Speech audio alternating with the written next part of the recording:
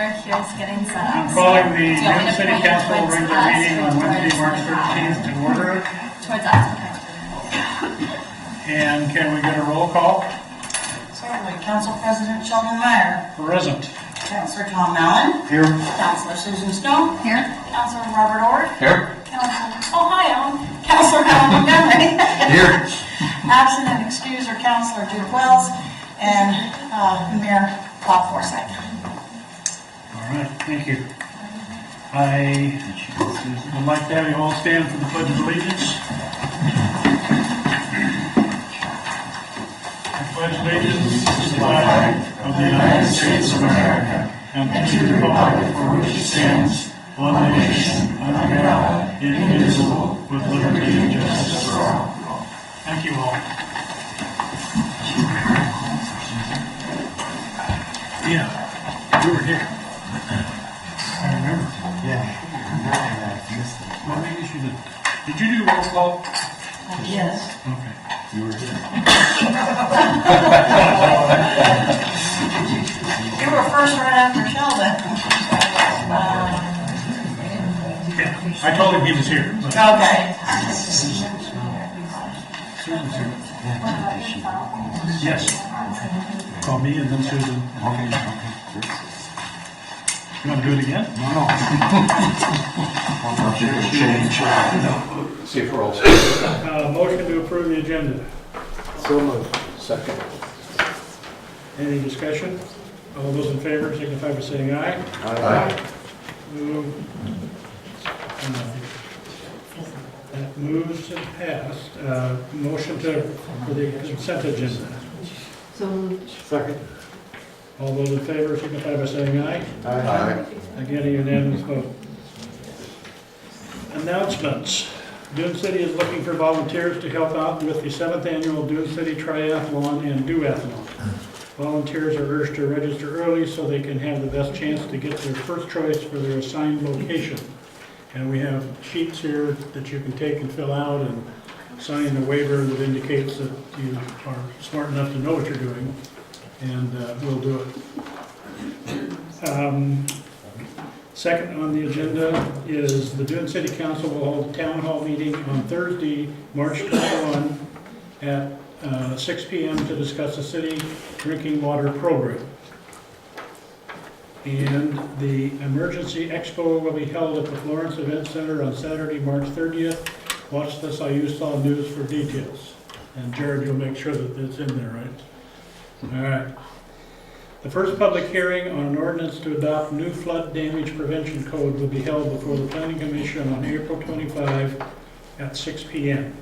And I do have one other. Okay? I want to remind you all that the Ethics Commission filing forms will open on the 15th and must be filed by April 15th. You will receive an email. Don't delete it as junk, because that is your connection to getting in and filing your ethics form. Okay. And if you have any questions, they leave the numbers right there and they can help out. All right. Super. We've had a shift in the order of our presentations, and we're going to start with the University of Oregon. Marnie Leonard. Yes, hello. Billy Yes. Sure. Hi everyone, we are from the University of Oregon and we are here to present our campaign plan that we've come up with regarding Measure 2295 in regards to the property tax measure.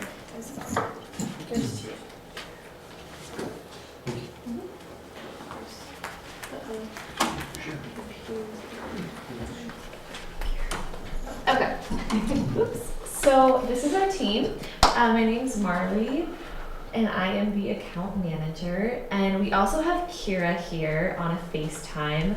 She was unable to come today because she had a class during this time, but she's Skyping in and she's going to go over some of the points that we address.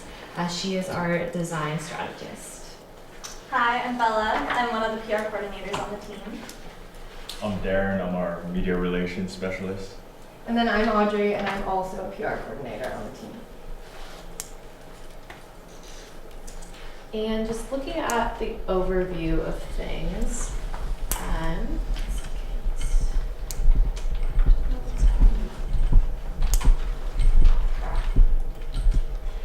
So today we're going to cover the problems that we needed to solve when we explored this measure, just going over our overlying goals that we needed to go through, the background of the situation, and our SWOT analysis and our research that we did, as well as the key audiences that we chose and our key messages with this plan.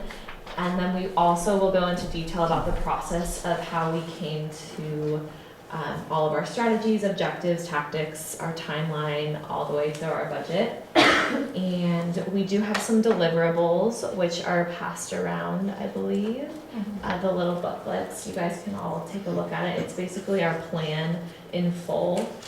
And then we will follow up with questions.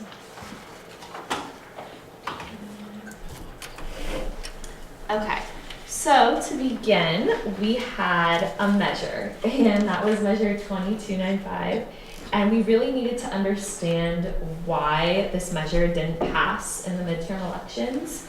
And from here, we wanted to create a simple yet effective plan that would help to pass this measure with an overlying goal of passing measure 2295.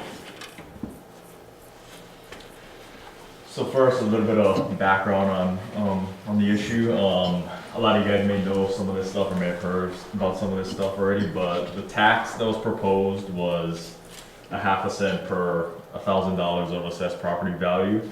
And, you know, it would allow the city to keep receiving $100,000 a year about in annual revenue from the state of Oregon, shared revenue that is. And that revenue obviously comes from things like cigarettes, liquor, among other things.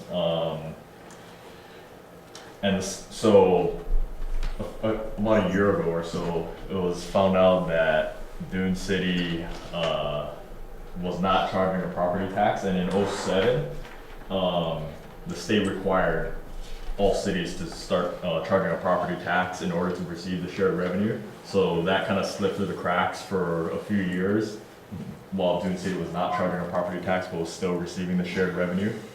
So when that was found out, the city proposed that the tax would expire in 5 years when it would be voted on again by residents of the city.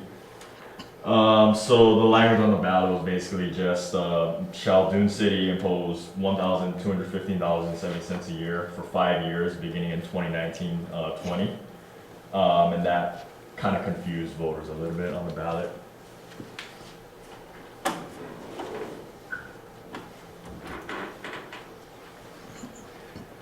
All right, so the situation analysis, we found that the majority of residents in Dune City were between ages 25 and 65, and a lot of the voters in the last election were over 45, and also that we found out that they would have voted yes had they actually understood what the ballot said. So based on that, we decided that, you know, it's really crucial to educate the residents on just how small the tax is, and you know that there's a number of potential benefits to passing the tax. And a lot of these messages should be communicated, we found, through Facebook and the newspaper, because we found through our research, which Audrey will talk about in a little bit, that's what a lot of residents of Dune City, that's how a lot of residents of Dune City get their news.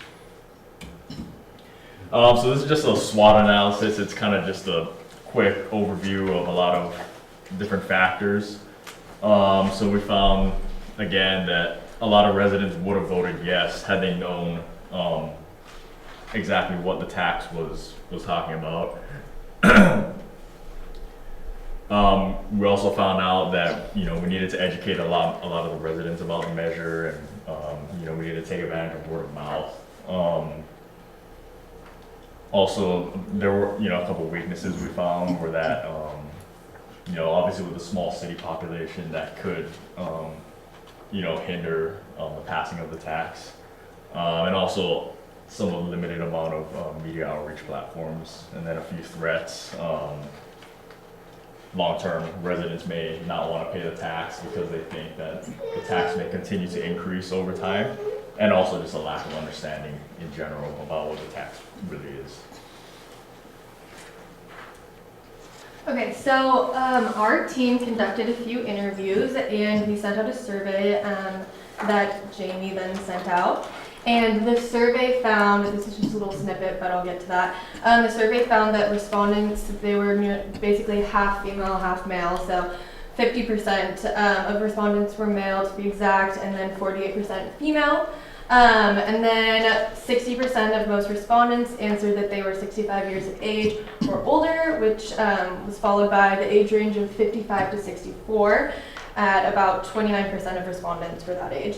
And then when they answered the question in the survey, if they voted in the last midterm elections, 98% of the respondents said that they did.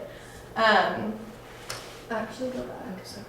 And then the graph here that we see is one that we found pretty interesting and one that would be super beneficial just to like the information that how we would relay to Dune City residents.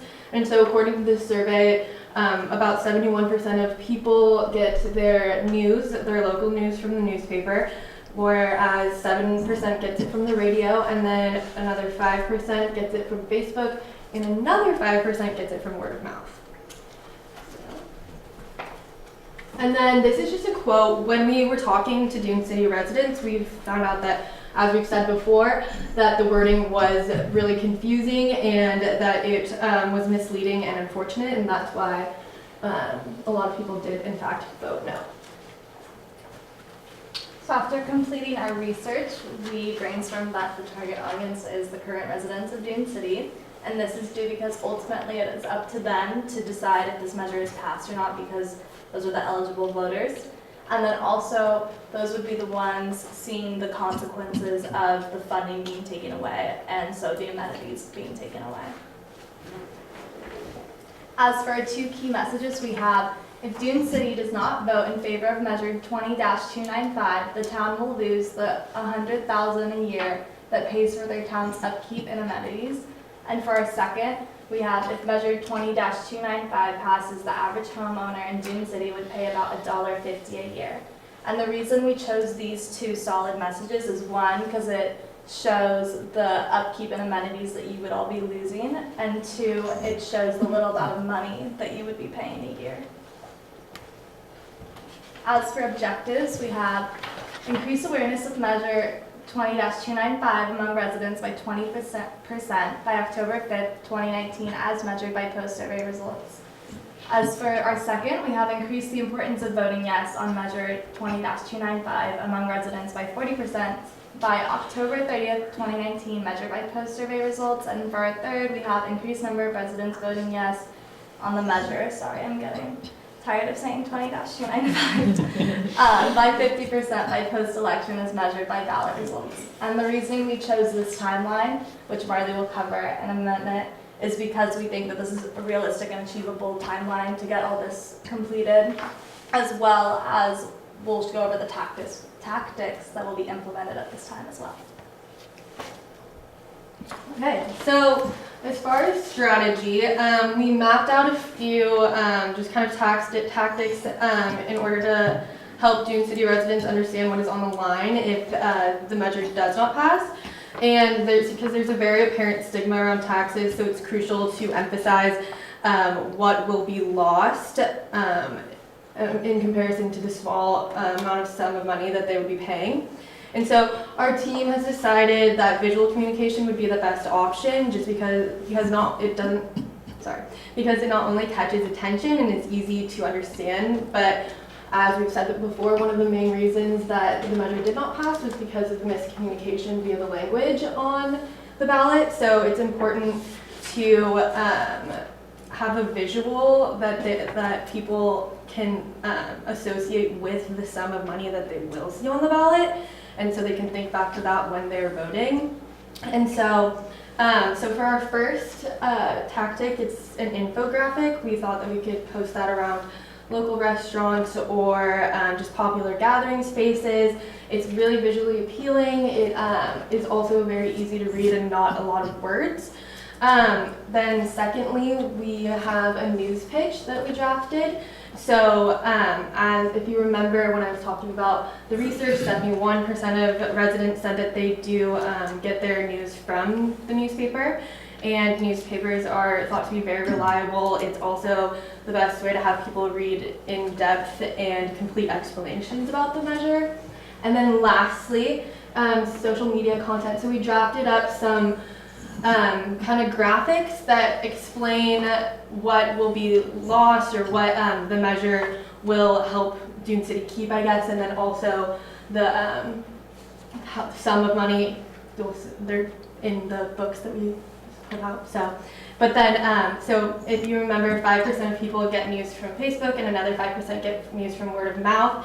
And so we thought that it would be beneficial for influential people in the community to post these social media posts, just because that Facebook does have the ability, give people the ability to share and comment, so it can start a conversation. And with the graphics, they're very visually appealing and they're easy to follow. So.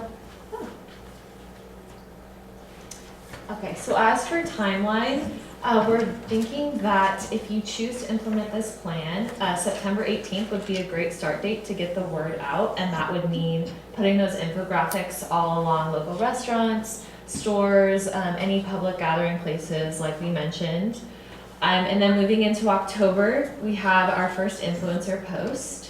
And then midway to the end of October is our second influencer post, and then right before Election Day is going to be at the third Facebook influencer post. And then Election Day will happen on November 5th, and we suggest that you reevaluate and evaluate the results of the election based off of the plan that you implement. As for budget, due to all of the influencers that you all have, social media usage, and just our crafting of infographics, the only real price that you would need to pay would be to pay the price of the infographics that you print off. We predicted that 100 of them, 11 by 17 at Kinko's in Florence would cost you $37.50.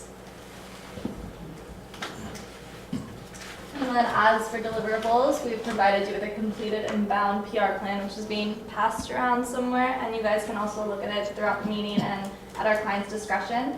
And as Marley just said, the only cost you're gonna have is $37.50 for the completed promotional media, because the rest is on Facebook and word of mouth. And then for, also that's included in the plan is a full research report, which is gonna give you all that raw data and analytics, metrics, and graphs to prove that this plan is pretty solid, we think. And I think that pretty much wraps us up, so we'd love to open the floor for Q&A or anything. I will need a copy. Whatever Yeah, for the record. that's for you. Okay. I have a question. Back a few screens, did that say that the election was going to be in November of 2018? Oh, we messed up the 2018 Yeah. 2018 on November. We We apologize. meant to put 2019. We're just gonna go Second- back a year. Second question, do any of you have the exact language that was on the ballot? Yes. We have it, I think, or something. It should be in there, but I just have part of it. It was shall Dune City impose $1,215.70 a year. Can you read the last sentence that was on the ballot? Here. I It's don't on have a that written down. PDF file on the internet, actually. Okay, basically what it says is that this tax could cause the property tax owner's tax to exceed the 3% mandated by law or whatever. I'm not stating that correctly. I attended public school. But that's what scared most people, in my opinion, because we, at least I, the council, never saw that last sentence. It didn't even come up until all of a sudden it's on the ballot. And I think that was killer. for an awful lot of people who first didn't totally understand the ramifications, the seriousness of what's going on. But then that last sentence just, they went ballistic. For clarification purposes, the language that was chosen for the ballot was mandated by state law. The only thing I got to put in there is that one little sentence, for example, a $300,000 home would be about $1.50 a year. Which was That's the great. only thing I got to put in. That was great. The 3%. But I agree with you, the whole thing is just frightening by the way It that is it's very written. frightening. Because even though we're talking about a very minimal amount to begin with, every tax base in the state of Oregon has a right to increase by 3% per year. And I think that's something that if we're going to pass this thing, we need to make sure that we need to indicate that we're not going to be raising it 3% per year until, it gets ridiculous. But I think that was a big mistake on our part, not being able to get that information out, that, we're not planning on implementing a tax base that's going to increase 3% per year forever and ever and ever. We just want to make sure that we get the shared revenue that we're deserving and be able to maintain the facilities and the functions that we're producing here to honor our citizens that chose to live here amongst us. And this is a well-done report, by the way. Thank you very much. Thank you. Presentation. I think with that 3%, the influencer posts kind of leave you leeway to almost, phrase it that way or include that type of information just because it's a forum that whoever you choose to influence the public through Facebook can address that if you wish.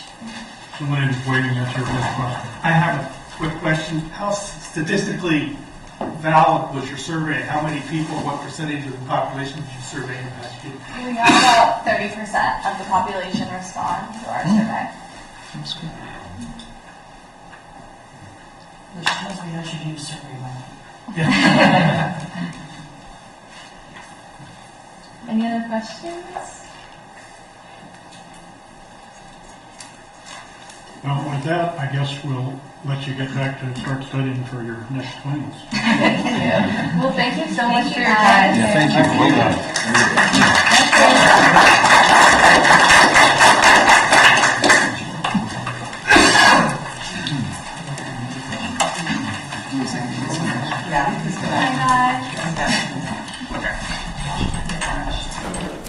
If somebody doesn't want to keep that information, I need a copy. We have 2 copies up here. Okay, so maybe she.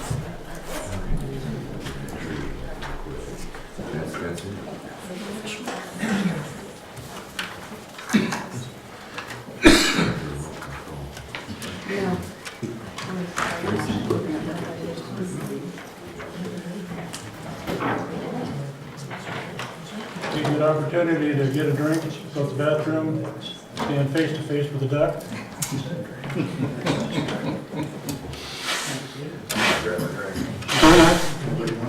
I got it.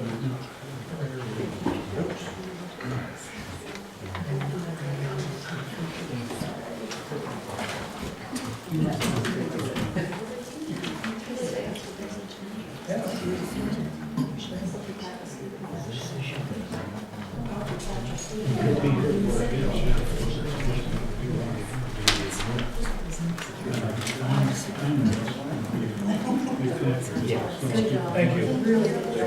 Thank you again. Nice to meet you.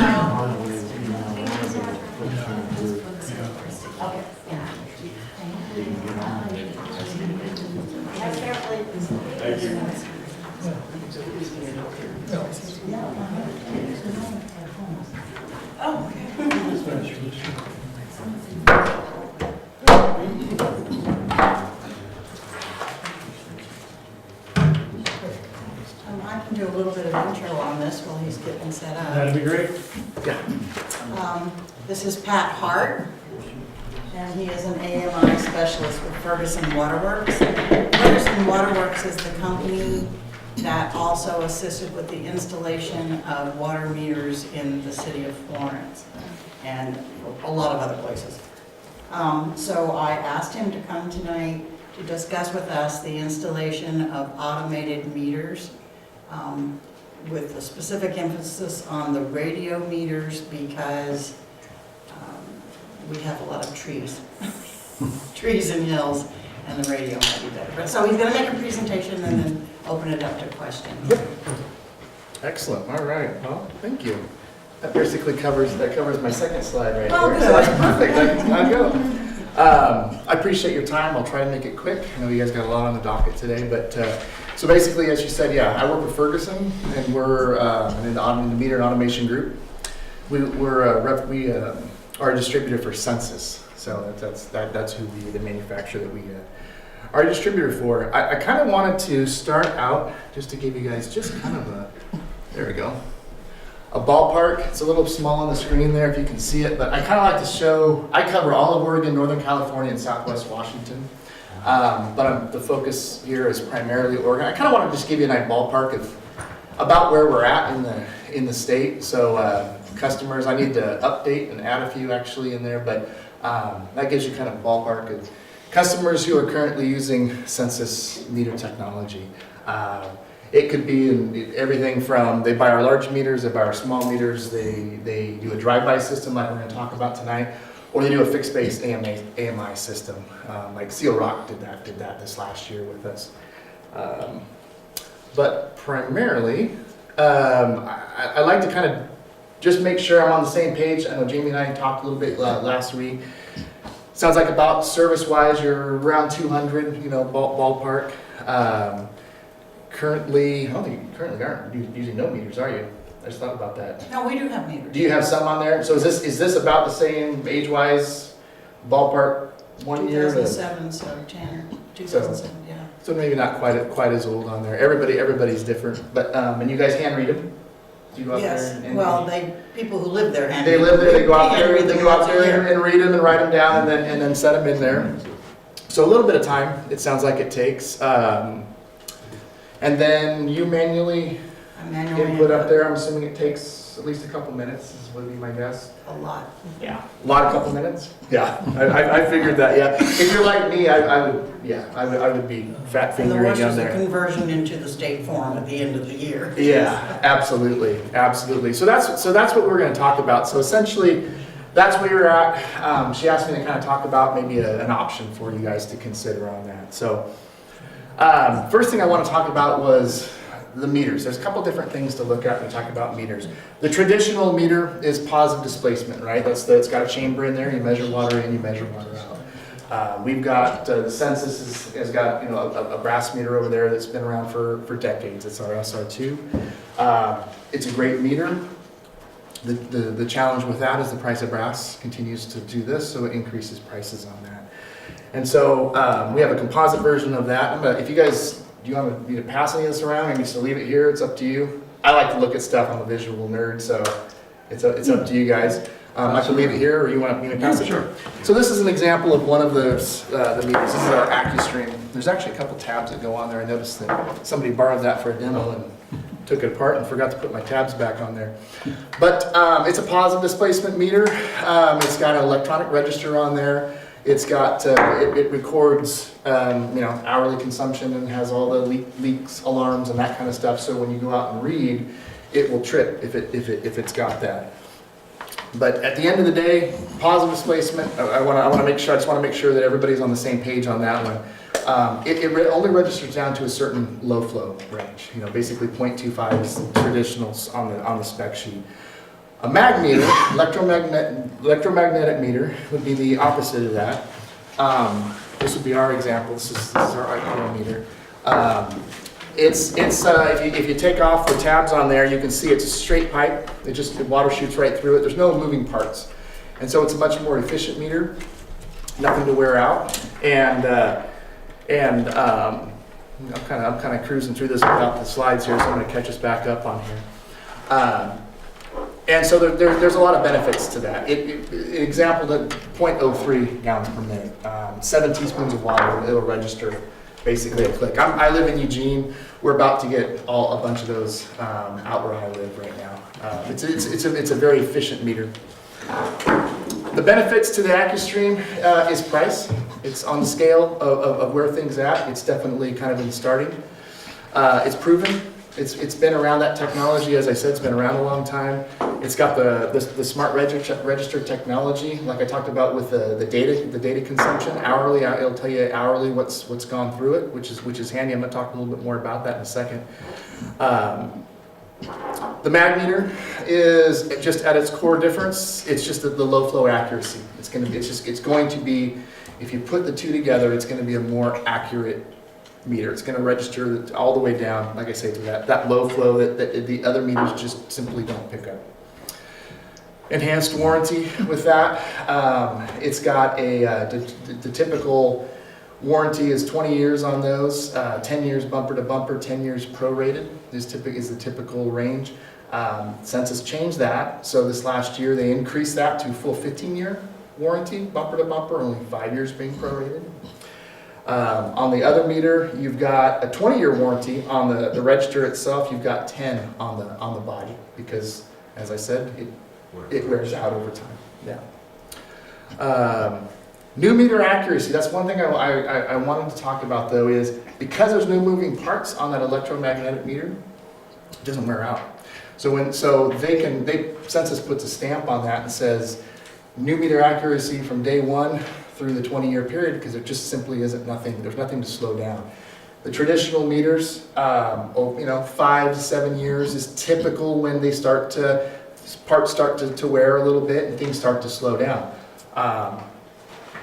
Like I said, there's nothing to wear out, so it just keeps on going. So you've got that new meter accuracy.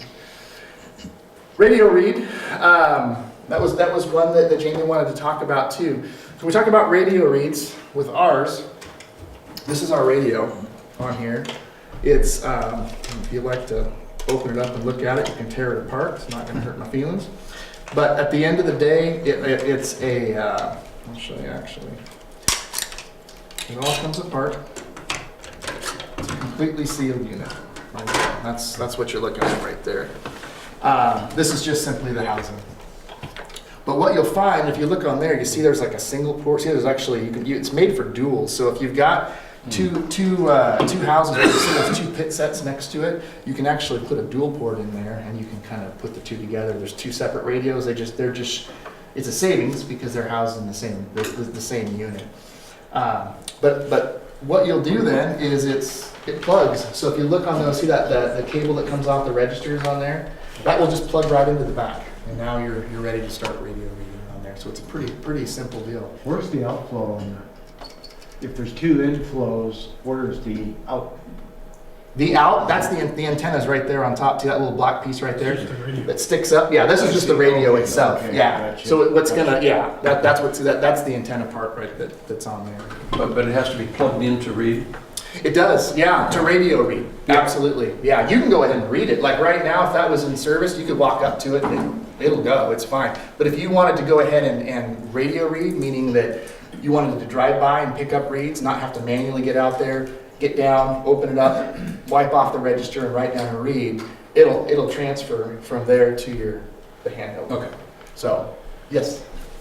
This is the one I'm most interested in, because I would guess that half of the people who own property here don't live here, at least all year long. Right. And if they're required to read their meter once a month and they're not living here, it's unrealistic for that to happen. Right. If the radio option means that can automatically be transferred to somewhere that. Yeah, it would automatically, that's exactly, I'm gonna kind of get through that here in a second, but I'll give you a preview. Yeah, basically what'll happen is you'll load the routes on here, the route, or I don't know if it's 1 or 2 or if it's just one route, however you guys want to do it, and then whoever goes out and is in charge of reading will go out, and anything that's on a radio, it'll automatically pick up. Anything that manually needs to be entered, the address will be there, and they would go there, pick it up, and manually enter it into here. And then it would dock into a computer, and then you could just automatically download everything, so she wouldn't have any manual input, to manually input. So all that time goes away on that. So yes, absolutely. So if you were gonna put them on a place where somebody can't go out and read, then yeah, absolutely. You stick a radio on it and you drive by and pick up the read, and you'd be good to go. So obviously efficiencies, I think you guys are seeing that, the efficiency of the radio, the speed, all that good stuff.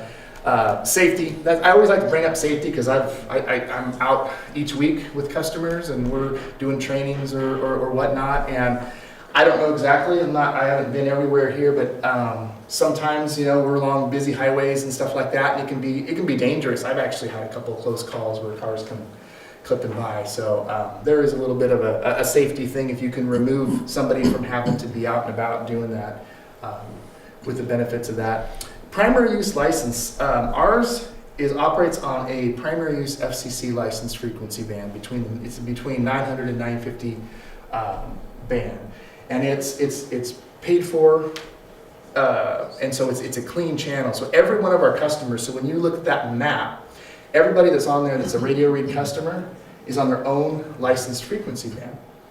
So what that does for you is it keeps it clean. In the old days, I used to be actually doing video stuff years and years ago, and we used to do a lot of wireless technology, and it was on an unlicensed frequency. So depending where you're at, sometimes you pick up somebody else. You're trying to do an interview with somebody, and you're picking up somebody else's signal and stuff, and so there's interference. This is a clean channel. It's your channel, and that coupled with the power of the radio helps give you more signal strength, so you can read a little bit farther away as well. So it's definitely a benefit to have that. The warranty on these is the same as the iPearl itself. So it's 20-year, 15 years bumper to bumper, 5 years prorated is how they did it. Census adjusted both of those units last year. Two-way communication. That may or may not be something that is of interest to you guys, but I know sometimes I like to look at, when I'm making a purchase, deciding what road I want to go, I want to know what my limitations and how far can I take this should we choose down the road. These radios are two-way, it offers two-way communication, meaning that obviously you can get a read and go out, ping the meters and get a read, but sometimes, in fact, one of the meters, I think I put it in your office, I can bring it out if somebody wants to see, but there's a meter like a shutoff meter that has an internal shutoff valve inside.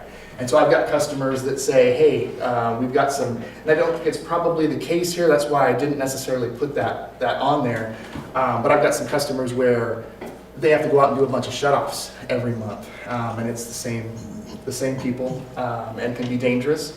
And so they can, with the handheld, using the same technology we're talking about right here, they can turn a meter on and off as well.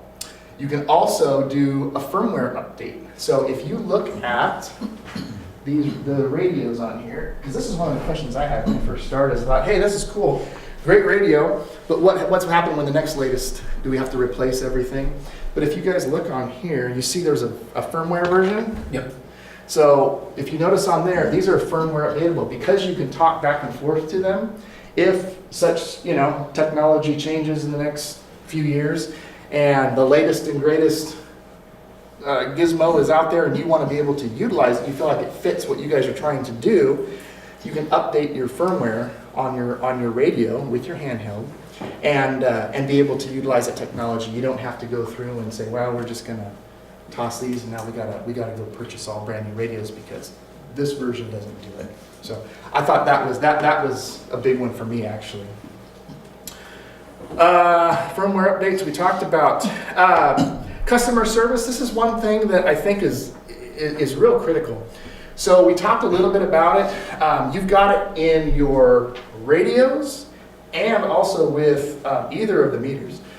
You've got the hourly reads. So it will go through and it will monitor the usage hour by hour. So what that means is, let's say someone goes out and reads and then there's an alarm, it trips an alarm and says, hey, we detected there could be a leak at so-and-so's house because it crossed that threshold.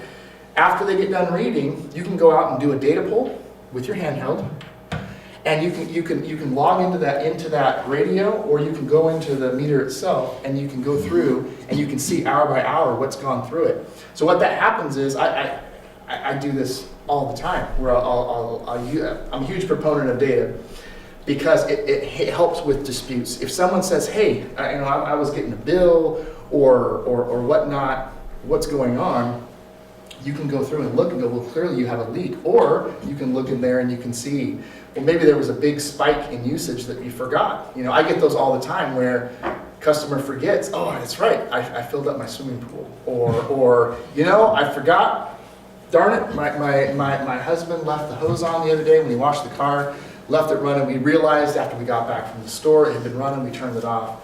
All those kinds of things, it shows on that report. So it's helpful for A, to let somebody know if they've got a leak, and B, it's good data to have to validate what's going on, as far as, for a lot of my customers, it's understanding why they maybe have a higher water bill.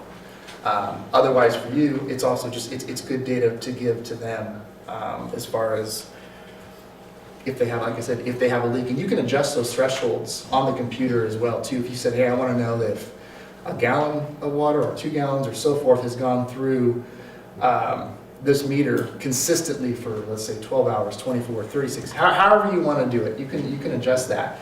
There's thresholds that you can use. You can customize it. Everybody can do it to figure out if that seems like, based on the usage for your customers, then that's what would trip an alarm. So that's an example of it. It would show you, it would give you the date, the time, and it would tell you the consumption that's gone through it. This one doesn't have a leak because you can see where it shuts off. But it like I said, I could literally go on for hours and bore you guys with data, because that's me, but big proponent of it. So the radio read, we kind of discussed that a little bit. It's pretty simple. You load your route, you figure out where you're going, you load the route onto your handheld from the computer, you drive around, you perform the reading. Anything that's on a radio will automatically pick up. Anything manual, you put in there. And then when you're done, dock it, hit read data, it downloads onto your computer, and then export to billing or wherever it needs to go. We figure out the file path that it needs to go, and then it goes. But again, there's no manual entry for you on that. Data pools, we talked about it. Any kind of special programming that you want to do, these are all programmable registers. If you guys, I don't know, would you read in single gallons? Is that probably what you're thinking? Is that what you guys read now? We can adjust it to whatever you want. To tenths, I think we go to tenths. You can do that. With the iPro, yeah, we can even go down that. Yeah, we can go to hundreds if you wanted to. Any rereads, that's you utilize it for many things. I'm putting this up here. I just again, looking down that path, if the time ever came and you saw significant growth, that kind of thing is, we talked about the antennas. If you ever wanted to fully automate, where everything's read from here automatically, that's AMI, Advanced Metering Infrastructure. All I wanted to do was make the statement that everything we're talking about here would work. You could do that. You wouldn't have to change anything out in the ground down the road. If that was ever something that came up, you got a grant or something like that, you wouldn't have to hit the reset button. Everything here would go. We just have to put an antenna up, and there'd be a little bit more infrastructure we have to add, but you wouldn't have to subtract anything. Everything that you've got here would be forward moving. Meter depot, that's just one thing I can talk about, something unique to Ferguson. We've got a depot in Portland. And so we house stock. We're constantly going through radios, meters, accessories, all that kind of stuff. What that basically means is if you needed a meter or you needed one of these things quickly, something came up, we can get it quickly because it's coming from Portland. Typically, if you're going direct to the manufacturer, which we do, and if it didn't have it, you're 6 to 8 weeks, sometimes a little bit longer. So that's kind of helpful for folks. Obviously, integration, we can help wherever, like I said, wherever that needs to go, we can do that. And we have a person that actually comes out on the Ferguson team that actually would do that. He does install, training, support, all that kind of stuff. Because obviously, there's going to be questions and things that come up as you look to go down this path if you choose. But we have somebody here it's not just a phone call. It's actually somebody that could come out sit and take time to do that. So, I always like to end on this one because, again, I'm a data person. And I just wanted to give you guys each just one of these. And what this is there's some spec sheets in here. So everything that I talked about, if you wanted to take a look, it's got all the spec sheets on all the components here that we discussed. And it's got a bunch of Ferguson stuff on there too. So I tried to keep it kind of cool. 20 minutes, right? 15? All right. Good. But I have to say something first. We are not intending on going, billing on water usage, okay? I want that clear. At this point in time, that isn't even a inkling of an idea, but we're gonna stick with our annual billing. But you're wanting Don't upset anybody. But you can track it. You can track every, you'll be able to kind of Right, the part monitor about. and stuff. Because it's state we have had regulations, leaks. it's regulated, yeah. Now, we'll have people who have vacation homes Yeah. and something will spring a leak and they have no way of knowing. And if it hadn't been for us Yep. doing the math and crunching the numbers and then calling them. That's where this would trip. There's leak alarms. It'll leak, if there's, like backflow, if anything's tried to go backwards, it would give you that. It would give you an alarm, obviously, for leak. If somebody tried to pull the meter out, it would trip an alarm, that somebody's kind of tried to tamper with it. It would give you that. So there's some. So question there, that brings a question to me, and you and I, of course, can talk Absolutely, later. absolutely. But what comes to mind for me is a lot of the filtering systems, people have to filter their own water, have backflow. They have to backflush daily, weekly, however they've got it set on their maintenance schedule. So the thing would be to make sure you put the meter in the right location. Correct. Yeah, absolutely. And there was one thing too, you were talking, I think you brought up earlier, you said some of the meters are under homes. Yes. So there's another, if you chose that option as well, there's there's a wall mount radio, which is the same. Everything, all things equal is this. It's just this is designed for a pit setting. This is designed for a wall mount. So if you wanted to, say it's underneath a house and you wanted to be able to get that meter with, say, instead of a 6-foot cable, you need to run 20 or 40 or whatever feet to get this, and you want to put a radio maybe on the outside somewhere where it works for everybody, you could certainly do that as well. And you're not going to lose any signal strength by doing that. These are big back east. Where there's a lot of meters that are in the basement, that's where you utilize this. Out here, I don't use them as much, although Seal Rock did use a lot of these because they've got some meters that are buried in the Big Dune 10 feet below ground. And so they've got these on post. That's how they were able to utilize that.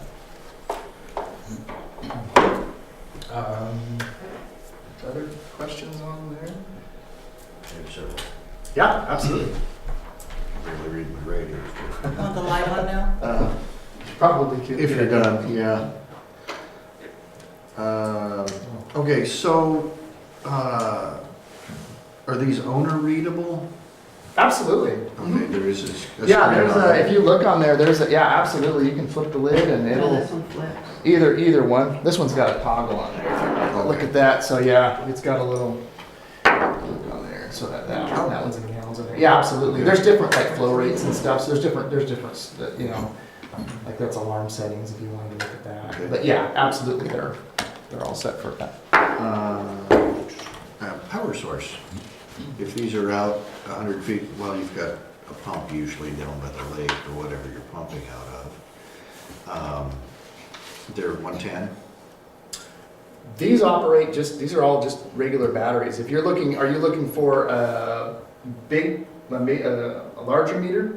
Are these Well, I are was set, these just- are residential. This here is set for residential services, so it's all got a battery inside internal. Oh, okay. And the battery life?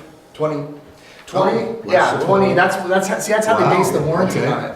So they base it off that. So you've got on this guy that's the 20-year warranty that they talk about. It's based on the battery life, and then this one's got 20 years on this based off because it's got a battery unit as well. So it's got some Cool. got some legs to it. Yeah. And you were talking about the alarm limits. are those homeowner settable, or does the city have to? City, it's all, it's how you, whatever you guys put on there, yeah.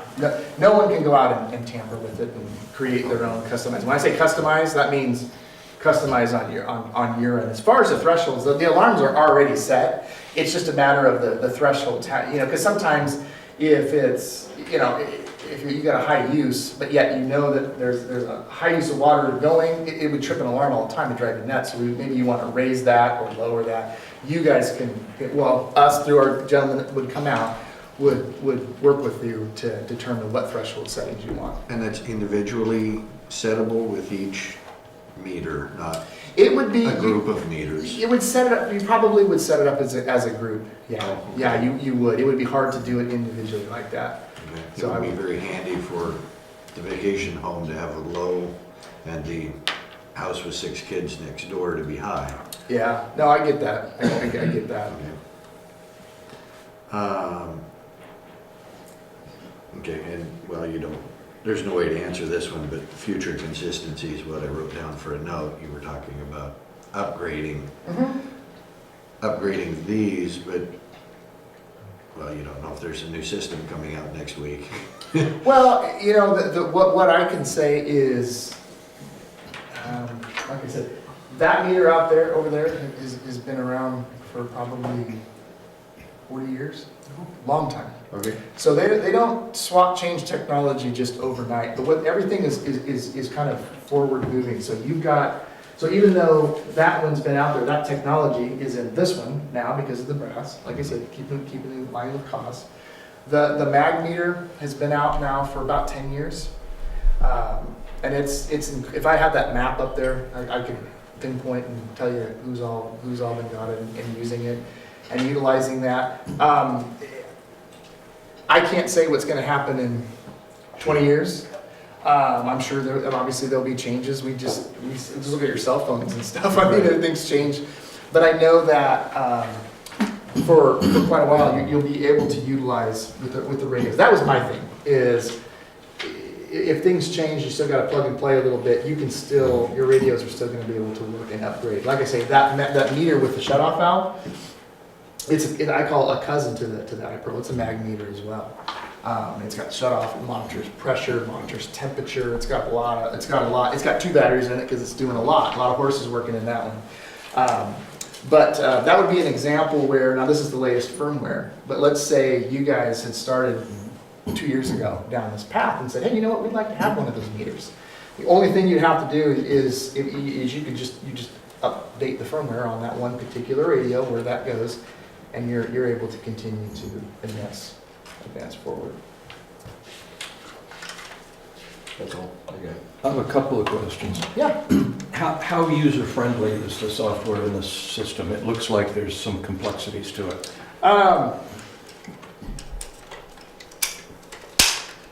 It's very straightforward, easy for me to say. I do it every day, right?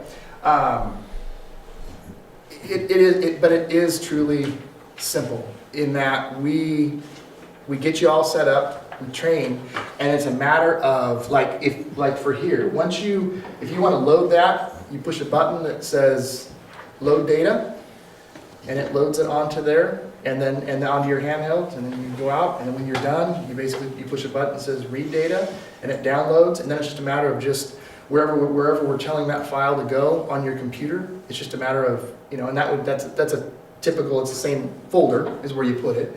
Then it's a matter of just grabbing that and then doing wherever that information needs to go. It's a matter of exporting it at that point. Very straightforward.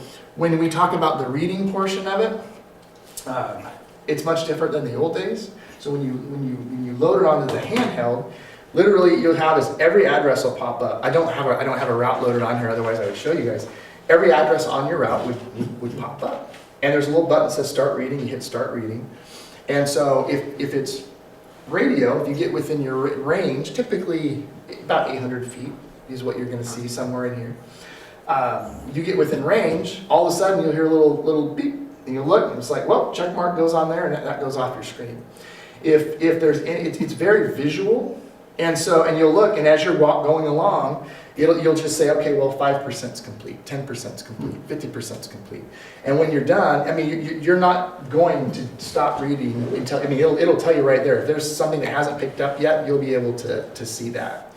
And then, manual read, you'll have some manuals. You just click on the button, you type in the read, there you go, and it'll chirp, it'll go off your list, and there you go. And so it is pretty straightforward. But like I said, it's like anything, once, and that's why I really stress the training and having somebody that comes. It's not just hey, thanks for the order, here you go, good luck with that. I mean, we don't just hand off. I mean, we really work with you on it, because there is going to be a learning curve for anything that you're going to do. But at the end of the day, it's a very simple, straightforward system. And in terms of, there's some costs in here, this is a system that we basically purchase the system and then we add on units for homes. Is that so? I'm just Absolutely. trying to understand what these quotes are for. Yeah, basically what I did is I put down, based on our conversation the other day, I said, I based it off 200 services. So that's 200 meters, that's 200 radios, that's the reading system, that's the software, that's getting you all, that's a complete, as of today, that would be a complete system. Now, you guys have somebody that's going to do the actual install, is what she said. But as far as all of the components, to go ahead and get the meters and the radios and all of the reading systems, that's complete as of today. Now, let's say you are adding, right? You added a couple homes and you add a few more.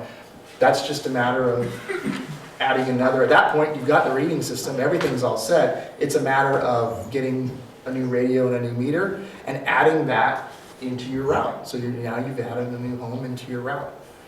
Now, if suppose we wanted to do this in phases and we wanted to do maybe 40 a year for 5 years to get the whole system up and running, is the bulk of the cost in the initial equipment, the reader and all of that, and then the individual units are not going to be that much Absolutely, more. absolutely. So if you were to, and I can certainly break all that down for if you guys, sometimes people like it in groups, sometimes they want it more itemized, and I can certainly get that for you. I'll get that to Jamie, that's not a problem. Okay. But the bulk, a huge chunk is getting the software, because this stuff's not, none of this is going to change, right? All that, the install, the training, the reading system, all that stuff. Once you're up and running, then it's a matter of just adding a meter and a radio at that point. So yes, absolutely. Okay. So that's kind of where I think I put something in there at the end, as far as, because I've got a lot of people that if money was no object, we'd all do all sorts of things. But that's why I put that in here. So this is why I kind of put that as an idea of starting out of the gate. Where do you get started? Well, you need the system, you need the reading. We've got to be able to go out and read. So that would get you the handheld, the docking unit, all the software, all those components, and it would get you, half a dozen meters and radios to get you started. And what I would do, what I was telling Jamie, what I would recommend in that is, I always say, if you're going to do it in phases, start out, if you've got, say, half a dozen or so to work with, whatever you've got to work with, if it's 2, what are the most challenging places to go and read? And that was where it was. We did City of Adair Village up by Corvallis. It was similar. That was where they did training during World War II. And they had a bunch of barracks, and they got meters the same kind, underneath. And so this poor gentleman, he was crawling every month underneath there. So where do you think the first, I think it was about 12, actually think about it. Where do you think the first 12 radios went? Right there. And he was doing somersaults because he didn't have to crawl underneath there every month. So that's, or if it's dangerous areas, or I've got a lot of customers that say, hey, you know what, they have to go in someone's backyard and there's a dog they got to battle, or somebody, somebody always parks a car over this, and it's a pain every month. Wherever you determine those first ones, that's where I would say. Because I always look at, like, if I was going to go out and read, whatever the ones that have the most obstacles to get, that's where I would start. I'm going to move us along, Pat. This has been very, very informative, and good questions were asked, and I'm sure we'll be talking some more about this. Quick question. Yes, sir. The battery life, 20 years-ish. Do you refurb those? Can we hand them back to you and put the batteries in them, or are we into? It would be a buying replace. New bat? It would be a replacement at that time. That's how it is as of today. It would be a replacement. Yeah. Because based on 20 years, they figure at the end of 20 years, there would probably be something else that you probably realistically, there'd be some new, different components and stuff that you probably would want to upgrade to at that point. So. Okay, thank you. I have a quick question. Yeah, absolutely. We have a lot to go through as a city and discuss. Oh, sure. Who's gonna pay what? Sure. And to me, the people that have vacation homes that aren't here to take readings, they need to step up and pay for this electronic system Sure. themselves. I don't think it should be totally the burden of the city. Doesn't really have anything to do with you, Pat. Those of us who do have census meters, like I do, and I'm down in a crawl space, but I can stand up in it, and I do my readings monthly, should not, have to put in these things if they're doing the monthly readings. And I have a question for you. On a census 1-inch brass meter, I'm going to give you a reading. 008145. That's 008145. The 4 and the 5 are in black. The last zero's painted on. The 2 lead zeros are white. And the 8 and the 1 are white. How many gallons is that? I honestly, I'll have to look through my. I'll have to look because those ones were challenging. Those ones always throw me because those are the ones not even previous generation. Those have been in the ground for a little while. The ones that have the black, yeah. Yeah, I bought it from you guys in Portland. It's only been in the ground about 2-3 years. With that register on it. Mm-hmm. Must have got a deal. I was gonna say they must have gave you a great deal on it because we haven't had those registers for a long time. Because I've been almost 5 years and we've had these types I of don't know. registers on there. I've read meters for years. To me, the 4 and the 5, because they're in black, are tenths. Yeah, it is. Yes, And that's why I and say I always have to look at it because there's also there a little arm that spins too that tells you that's how you have to. This one doesn't. It doesn't have the little. No. Okay, because usually I you know have what you're to. talking about. Yeah, exactly. Yeah. Yeah. Okay, just as a point of interest, because we've had problems in reading Yeah. and understanding readings as a city. Right, and see that's where, in my opinion, those styles are much more difficult to read. On here, it's very straightforward. That's why I was asking if you were going down to like the 1 gallon or the 10th or whatever it is. It's. I don't know if did you look at the register on this Yeah, I one? did. Okay, so it is. It's a lot easier. There's none of that. You just follow the digits all the way down. And I Ones, tens, hundreds, agree. thousands, and then you just kind of go from there. It's just who pays for it, particularly with a person such as myself, lives here full-time, Yeah, takes monthly readings. right. Those issues we're gonna talk about later. Yeah, no, absolutely. And that's why I made sure I put my card in there, so Yes. anyone has any questions, just feel free to reach out anytime. I'll follow up with you guys, you guys got a lot to talk about, so Okay, thank you, I'll Ben. follow up on it. Thanks for your time, I appreciate it. Thank you. Are you ready? Sure. John Murphy is here from City Insurance Services to ask questions and give us answers, Sure. or vice versa. Warren, you're right up front. My wife Jean usually does the coverage presentations and answers the coverage questions. I'm the risk manager guy. So I will give you a quick overview of your insurance, field the questions that I can answer, write down the ones I can't, and then Jean will answer those in an email to Jamie, and I'll have her distribute those to the council. All right. Will that work for you? That sounds great.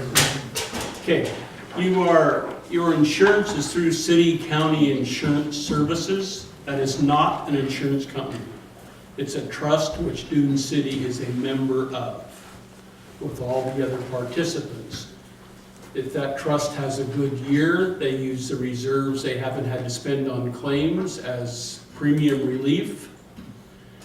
And so the better Dune City and all the cities in Oregon that are with this trust do, it alleviates rate increases.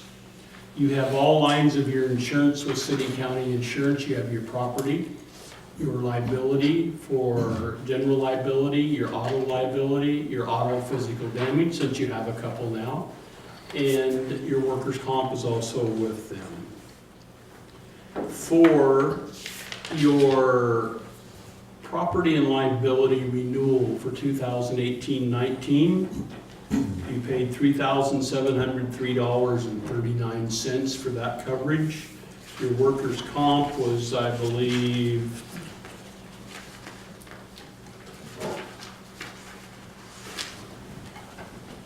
$737 for the last year. Your liability limits that you currently carry for your regular liability, you have a $200,000 per occurrence, $600,000 general aggregate.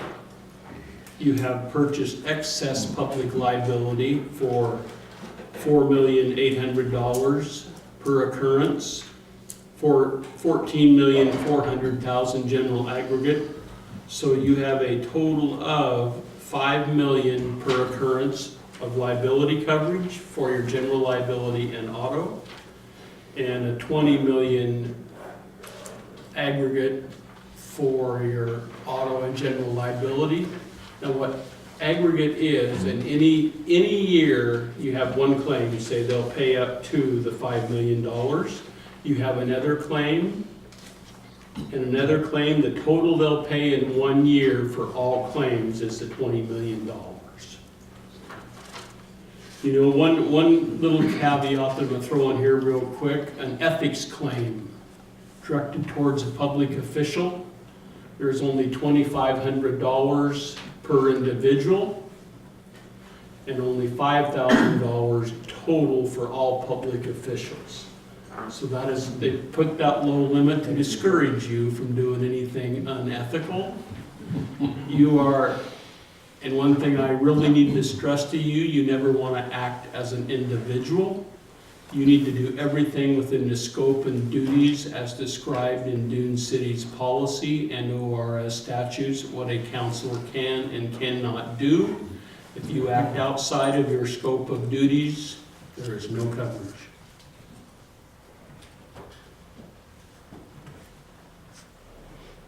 So you are, in my opinion, if you do everything that you should be doing, very seldom will you have an uncovered claim. I've had some land use claims that were uncovered because the public entity has done something to cause them they shouldn't have.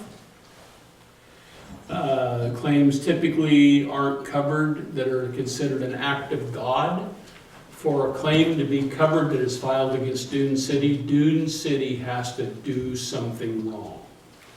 So if a tree falls on somebody's car that's parked in their driveway, of course we're going to turn the claim in because we don't want Dune City, Jamie, or the counselors to have to be the bearers of bad news to your patrons. We always want to turn the claim in. We let the company make the determination, and they deliver that claim in a claim letter to Jamie and myself and to the claimant.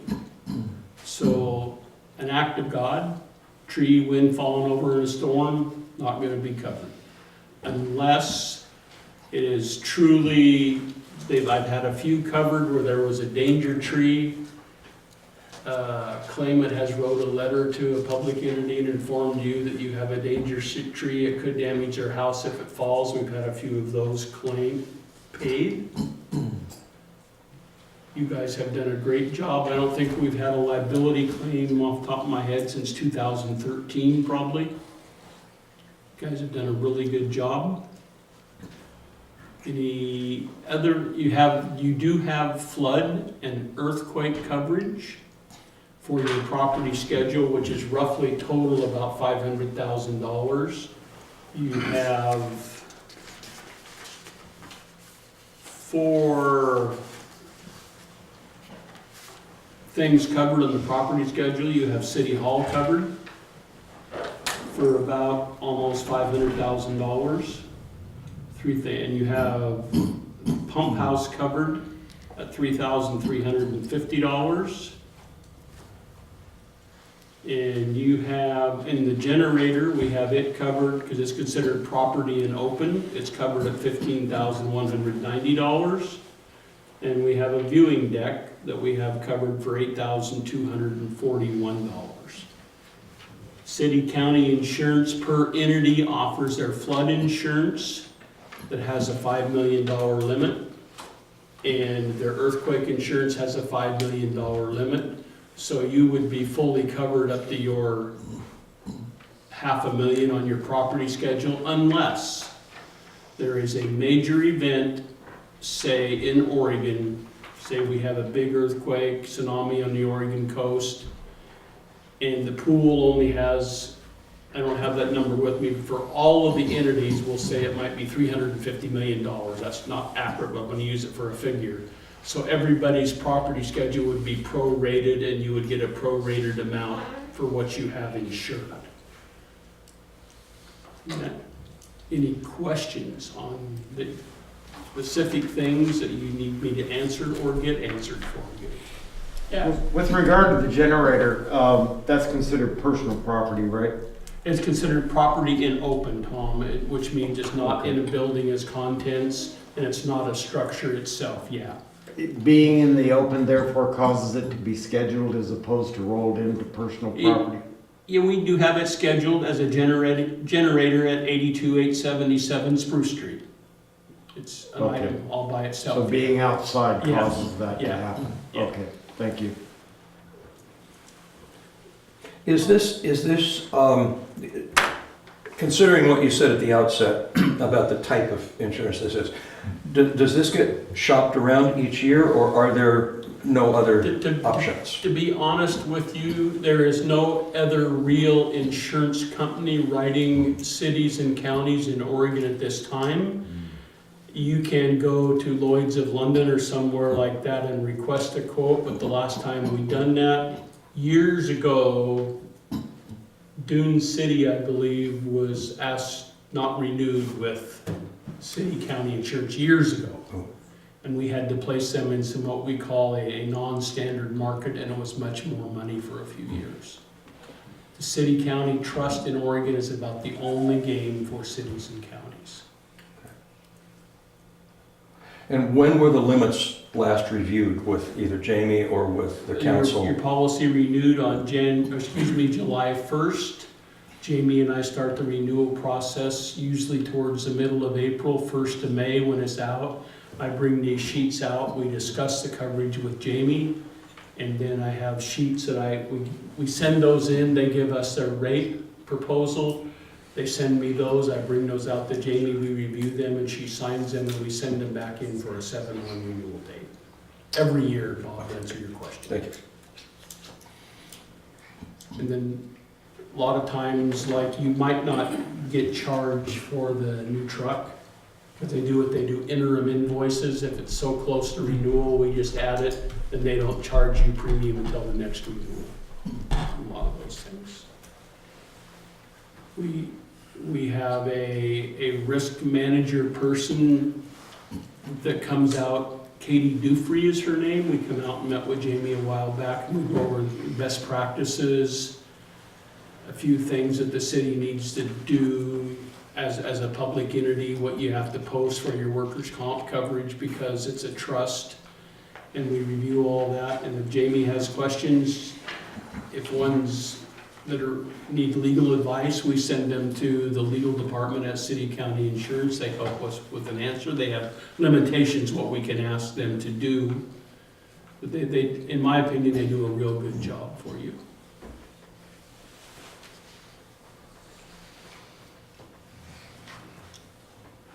And offer a lot of training.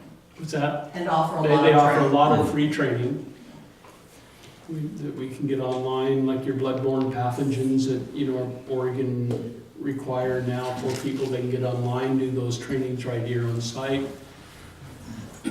if you had a big fleet of cars, they would bring somebody down, train your drivers. It's unlimited to the training they give us for free to you guys.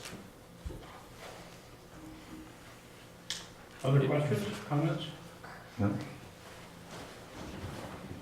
You have me insured as a council member at a level far beyond what my wife would. Yes.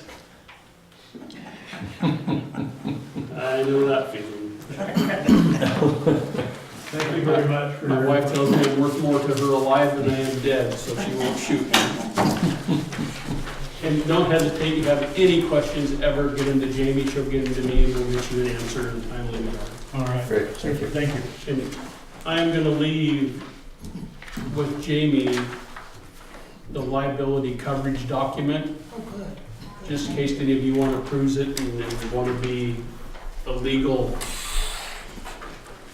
It's pretty in-depth, but it's, Thank you. All right, super, thank you. yeah. We're going to take a couple of minutes break. Okay. Consider the break started.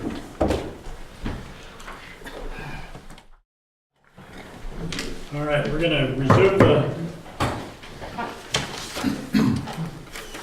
the Dune City regular meeting of March 13th. And our next agenda item is public hearings. And the first one is supplemental budget for fiscal year 2018-2019. And I will now open the proposed supplemental budget for public hearing at 7:23 p.m. Is there anyone in the audience that would like to comment on the proposed supplemental budget? No one has signed up. All right. I will now close the public hearing at 7:23:30 p.m. I would entertain a motion to approve Resolution Series 2019, number 2, adopting the 2018-2019 fiscal year supplemental budget. So moved. Second. Councilors, are there any discussion or comments on the matter? All right, if there is no further discussion or comments, I would call for the question. All those in favor of adopting Resolution 2019, number 2, adopting the 2018-2019 fiscal year supplemental budget, signify by saying aye. Aye. All those opposed? Resolution Series 2019, number 2, adopting the 2018-2019 fiscal year supplemental budget hereby passes unanimously.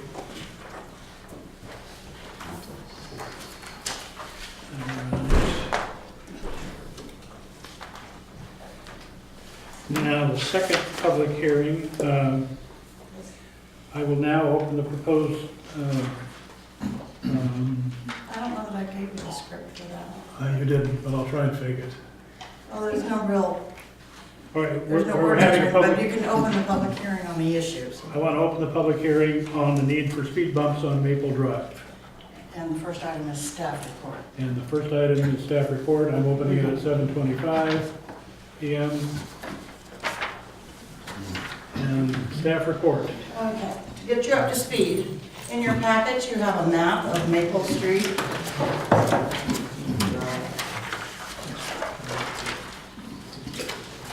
Maple Road. Oh, it's Maple Drive. I don't know. Drive. Depends on where you look. Yeah, Maple Drive. Okay, Maple Drive. It's like all. There's a Maple Street. Maple Drive. Maple Drive. Okay, so that is your map of Maple Drive. And you will see that there are 1, 2, 3, 4, 5, 6, 7 houses on Maple Drive, except that lot number 22 has its access off of Clear Lake Road, so it doesn't use Maple Drive. And what you cannot tell from this is that the hill goes, it's a hill, and it's straight up. It's a steep hill. So I have received a complaint from almost everyone on that street, not quite, regarding a resident who lives well beyond up the hill, whose house structure is outside of the Dune City limits, but his property is in the Dune City limits, and the remainder of the road beyond the point you see on this map is privately owned. It's not a Dune City roadway. So after writing letters and speaking to the owner of that property. Richard went out there. There used to be another thing is the drainage. At the top of the hill up here, the city, just inside its ownership or its control over the roadway, had installed a speed bump. And this was years ago. And that speed bump was more to divert the water into the drainage system as opposed to into somebody else's yard where it would go. It was to stop that from happening. That speed bump was removed, and I don't know who removed it. It was taken out. So when we received complaints regarding this, the individuals, basically what they're doing is getting to a certain point and then getting up speed to get up the hill. To get and they were not, it was construed by the neighbors that they were just not even, they own a piece of property around this corner over here too. And so they would come around, especially the young ones, would come around at a high rate of speed and then go up the hill. And there was, so concerns were raised. Well, Richard went out there to look and replace the speed bump that was removed, so at least we would fix the drainage issue that's been going on. It's been going on for years. But what he discovered while he was there is that the rest of the road had a bunch of gravel dumped on it, and there was actually pavement underneath it. So what was happening is the wheels were spinning on the gravel, on the pavement, and they were having a hard time getting traction to get up the hill. So Richard swept all that out, and now supposedly it is better, I thought, but in talking to some of the residents, it is no longer better, and at this point, it's beyond my pay grade. I want to punt it to you guys to make that decision. A number of people have come this evening so that they can let you know their opinion, their residents who live there, and what they think might need to be done, and so that we can have them have their say. Okay. So now it's time for public input, and I see a couple of names signed up that would like to talk. David Heller? Yes. Thank you.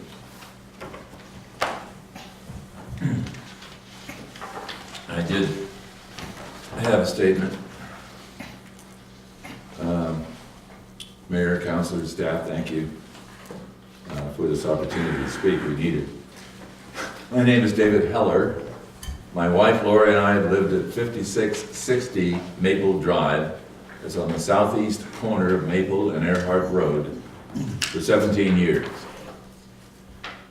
We and our neighbors on both Maple and Earhart have concerns regarding the behavior of David Graham and those residing at or visiting 5700 Maple Drive and the activities at their barn on Earhart Road. Our concerns are as follows. Excessive travel and speed between the barn on Earhart and the residents on Maple. Speed bumps and speed limit signs on Earhart and Maple might mitigate that. Potential problems with disposal of automotive fluids at the site of the barn, where residents are apparently repairing and road testing used vehicles.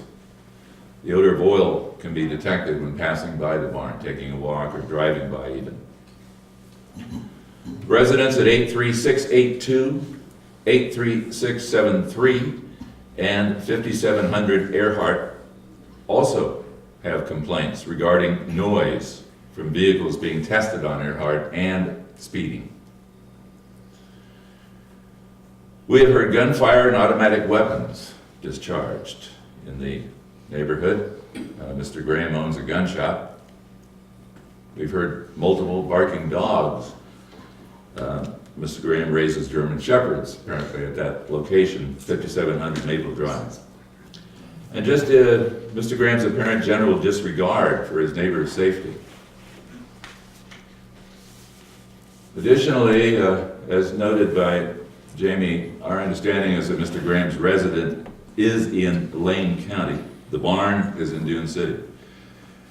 So the question is, since his residence is located in Lane County, does he have the right to contest Dune City authority with regard to speed bumps, for example?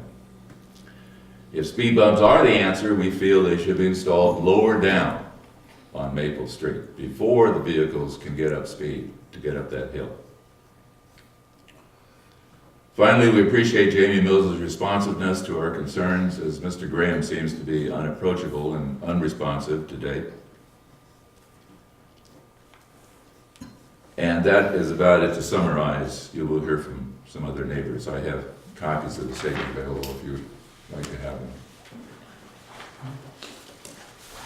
We each, I think, have copies of a response from Jamie Mills to Aaron. No, these are, This is these are written, that have been requested to be Oh, read into This the is record. just if you want a written copy of what I just... Oh, yes, thank you. David, you gave her. Oh, wait a minute, that's not They all weren't too of much. it. I gave you my notes too. This one and this one, and I think it's about 10 copies too. So, thank you. Thank you.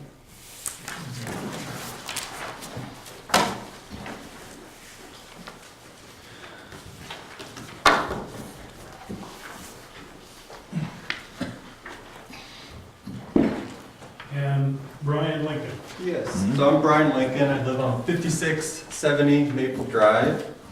I've lived there for about 2.5 years now, and I've had concerns since I moved in about vehicles going about probably anywhere from 30 to 40, 45 miles per hour. And I've been told by Jamie the speed is supposed to be 10 miles per hour, but Dune City cannot enforce it. So that's when I got into conversation with Abby and Jamie about signage, speed bumps, and it was elected to put a speed bump up in up in the Maple Drive. So, you know, just to back up a little bit, I was told when I called I was the 6th person to call in about the complaints of the speed. So letters to David Graham, they haven't helped. He never responded, and nothing was done. So I don't know him. He's here right now at the back row, but I've never spoken to him. I've tried waving, he doesn't wave back. So you know, I'm a friendly neighbor. Most of my neighbors know me except him. So after speaking to Jamie, she said you're the 6th person to call in about the speed. And she kind of let me know about the speed bump prior and all that. So we came to the compromise of, okay, maybe we'll try another speed bump.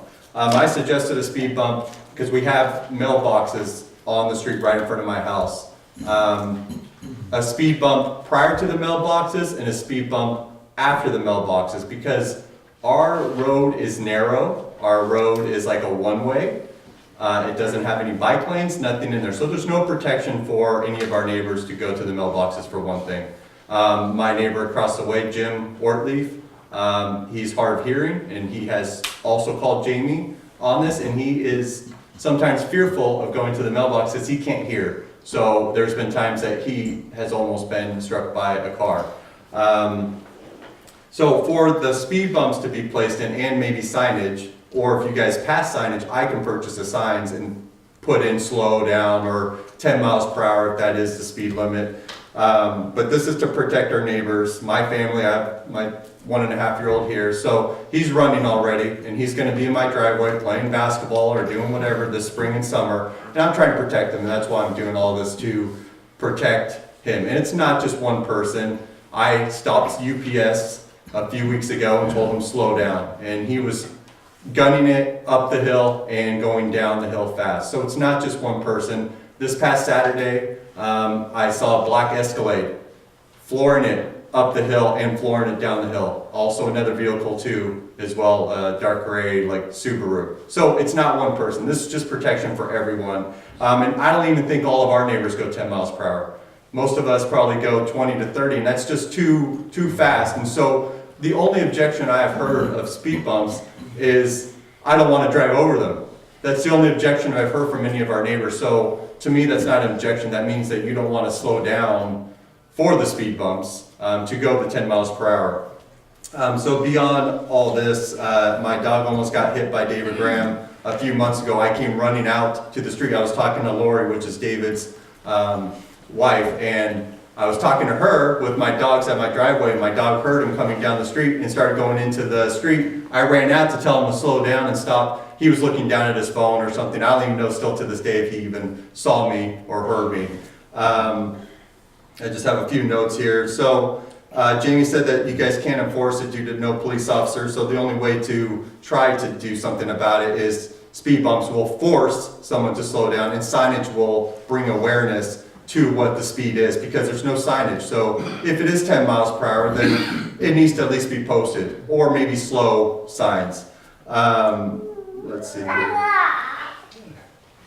And so all the other roads, I do home health physical therapy for Peace Harbor. I travel throughout these roads here. There are a lot of streets with speed bumps. There are a lot of streets with signage too. So I think our street is just smaller, so that's probably why it just doesn't have anything like that.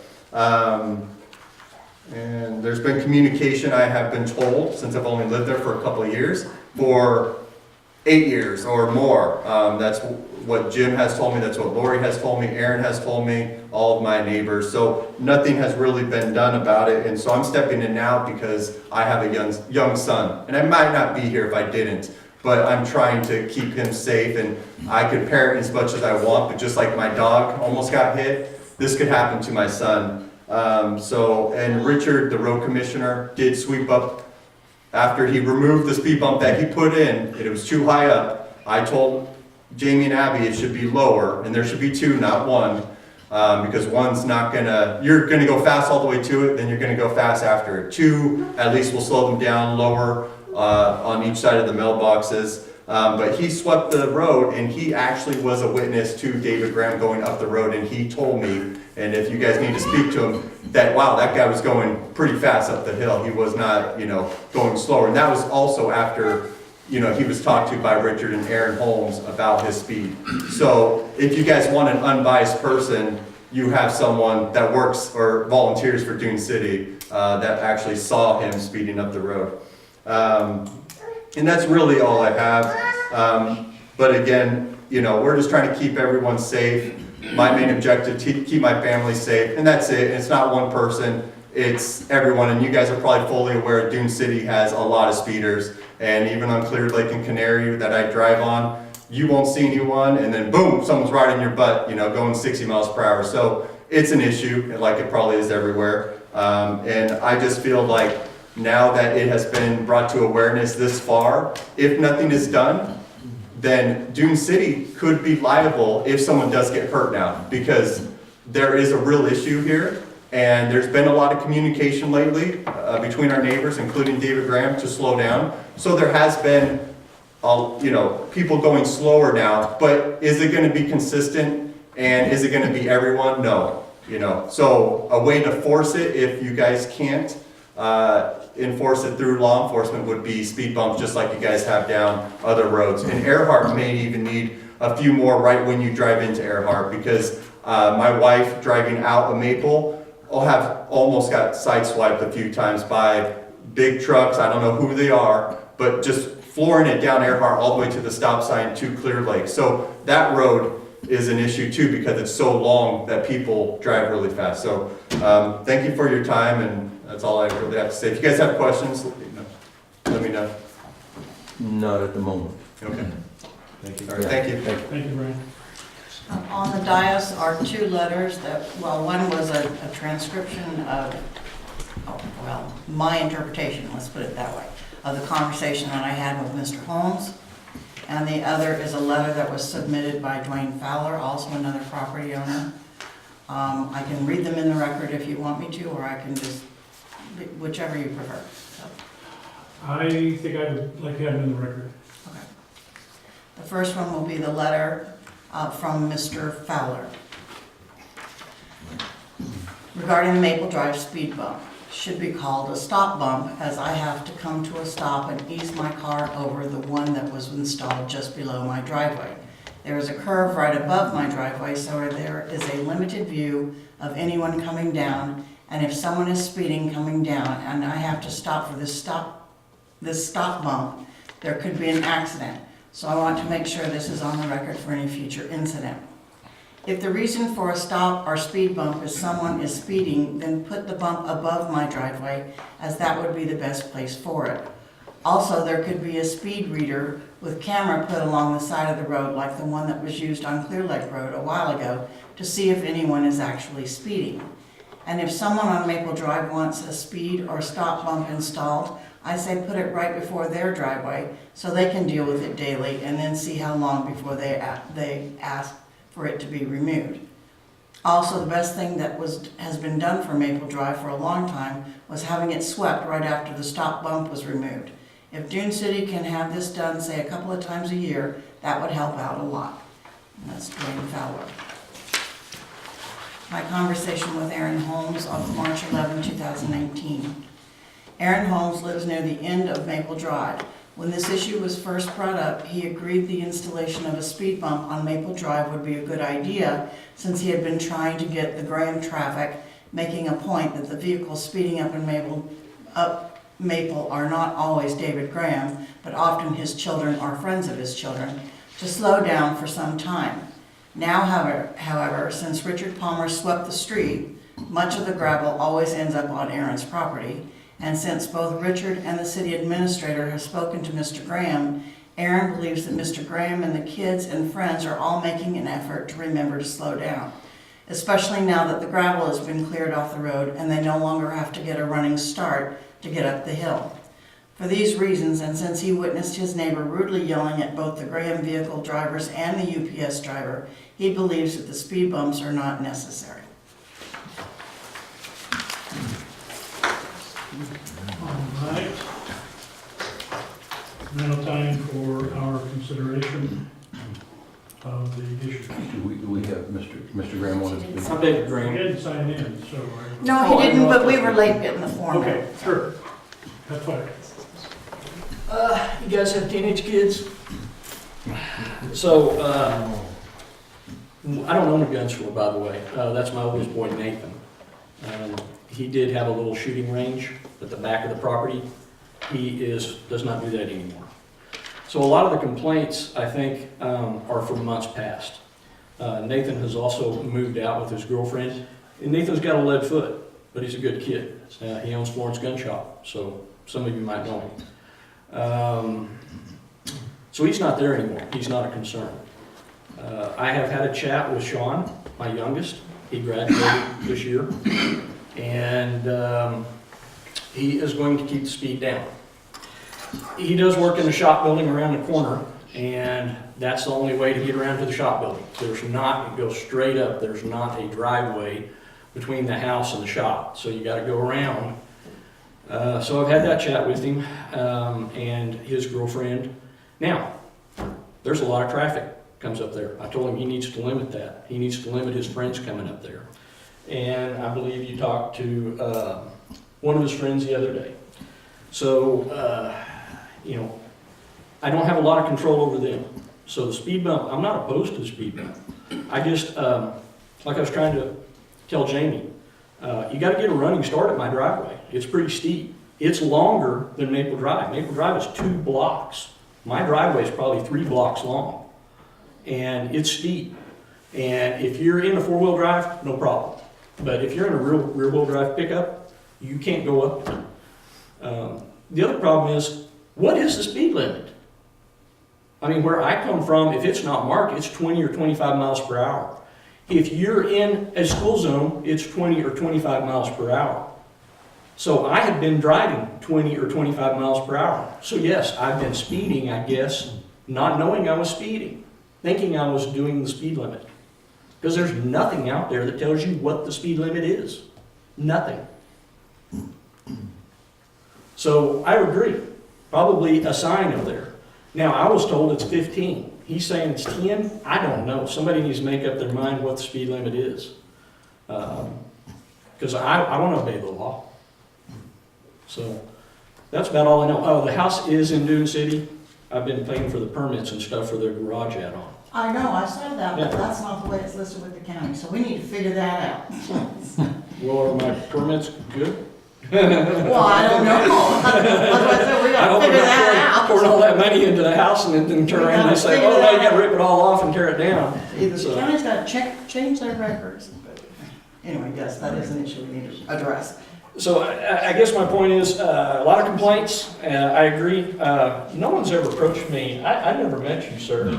You go too fast for us to approach you. And when you first moved in, There's a your big Prius number on the side of windows- my van. You can call that When you anytime. first moved in, your windows on your Prius were all blacked out. And no one could see you, we couldn't wave, we couldn't acknowledge you. Is that a crime to have dark And windows it's though? been I'm the just- same I'm confused since by that. then. That's kind of irrelevant. It's been the same since then. Let's, He never acknowledges anyone on the you guys street. can talk afterwards. Yeah. So that's all you wanted to say? I mean, I don't know what else to address. I got fired, I got a lot of stuff laid on me right there, and that's kind of like, what do I have to say to, you know, I want to make it right. Wave at your neighbor when you pass by. If I see you waving at me, I'll wave. I have. All right. I have. I wave at everyone who goes up the street. Okay. To make a point of that. Go ahead. I may have some information on whether your city or county, we can talk about it later. Okay. Oh, there we go. Thank you. Oh, I thought I wanted you to hit me. 2-3 times. I mean, I see her at Craig, she was great at Craig, I mean, what the heck? Why don't you just say something? Okay, it's now time for the council to discuss what we've heard and come up with some recommendations or ideas or resolutions. Well, I would think sorry, Tom, that some signage, if we... You need to close the hearing. And I'm now closing the hearing at 7:48. If there's, it sounds like there's a real issue what the speed limit is. So maybe some signage up there would help people know what the speed limit is. I prefer that over speed bumps myself, because if it is a hill, speed bumps making you slow down, might be more difficult for some vehicles to get up that hill. I agree. Speed bumps are a lot more expensive. There is a speed limit sign, strangely enough, coming into Dune City from down Earhart Road. But you have to pass the back of it to go down Earhart Road. If it was up at the beginning of Earhart Road, everybody for Alder Court, Maple Street, and Earhart Road would be able to see it if it was moved. And what does it say? I think it's 15. Well, we could check that out, find out for sure. Other comments? I think with cooperation and a speed limit sign, we wouldn't have to jump on speed bumps at this time. My thoughts on the speed, I certainly think that we should address the issue, no question, but I'm not sure which direction. I think I don't see any problem with the signage. I think that makes a lot of sense. The speed bumps, what I'm hearing is one person says, yes, we need speed bumps, then I'm looking at somebody else who said, well, the speed bump that's been put in is a danger to me because of the cars that come around the corner right where I come out onto the speed bump. And then another one yet still is saying that having removed the gravel, things seem to be better and we don't need speed bumps. So I'm not clear on that one at all. But I see no reason that speed limit shouldn't be clearly posted. Personally, I want to go drive that road and just see what we're looking at. I'm not familiar enough with it to know without going there and looking, but I'd be happy to do that. I just wouldn't want to make, and I'm not a traffic engineer, so I wouldn't want to say, well, let's put a speed bump somewhere down here near the bottom and then find out that that was the wrong placement. So I think we run some risk of doing the wrong thing while we're trying to do the right thing. But I think something should be done. It sounds to me like there's some real hazards there and they need to be addressed. Any thoughts? Mr. Grime, was your driveway gravel?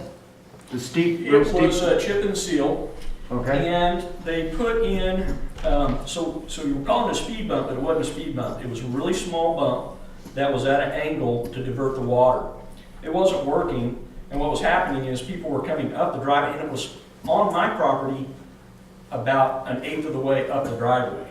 So people were stopping, trying to get going, and then they'd go over the bump, and then they couldn't get going again. What it did was, it ruined my road. You can see where they just sit and peeled out. The FedEx guy got an ass chewing from me, because he literally put a pothole all the way across with both wheels spinning. So, yes, I had to get that thing out of there.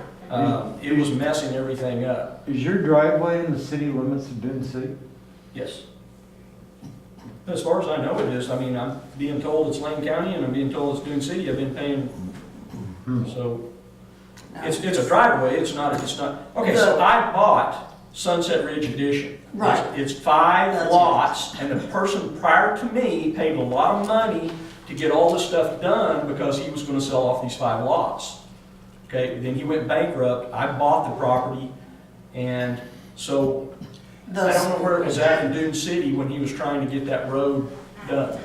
The roadways on that subdivision plat were dedicated to the people who live there and declared a private road on the subdivision plat.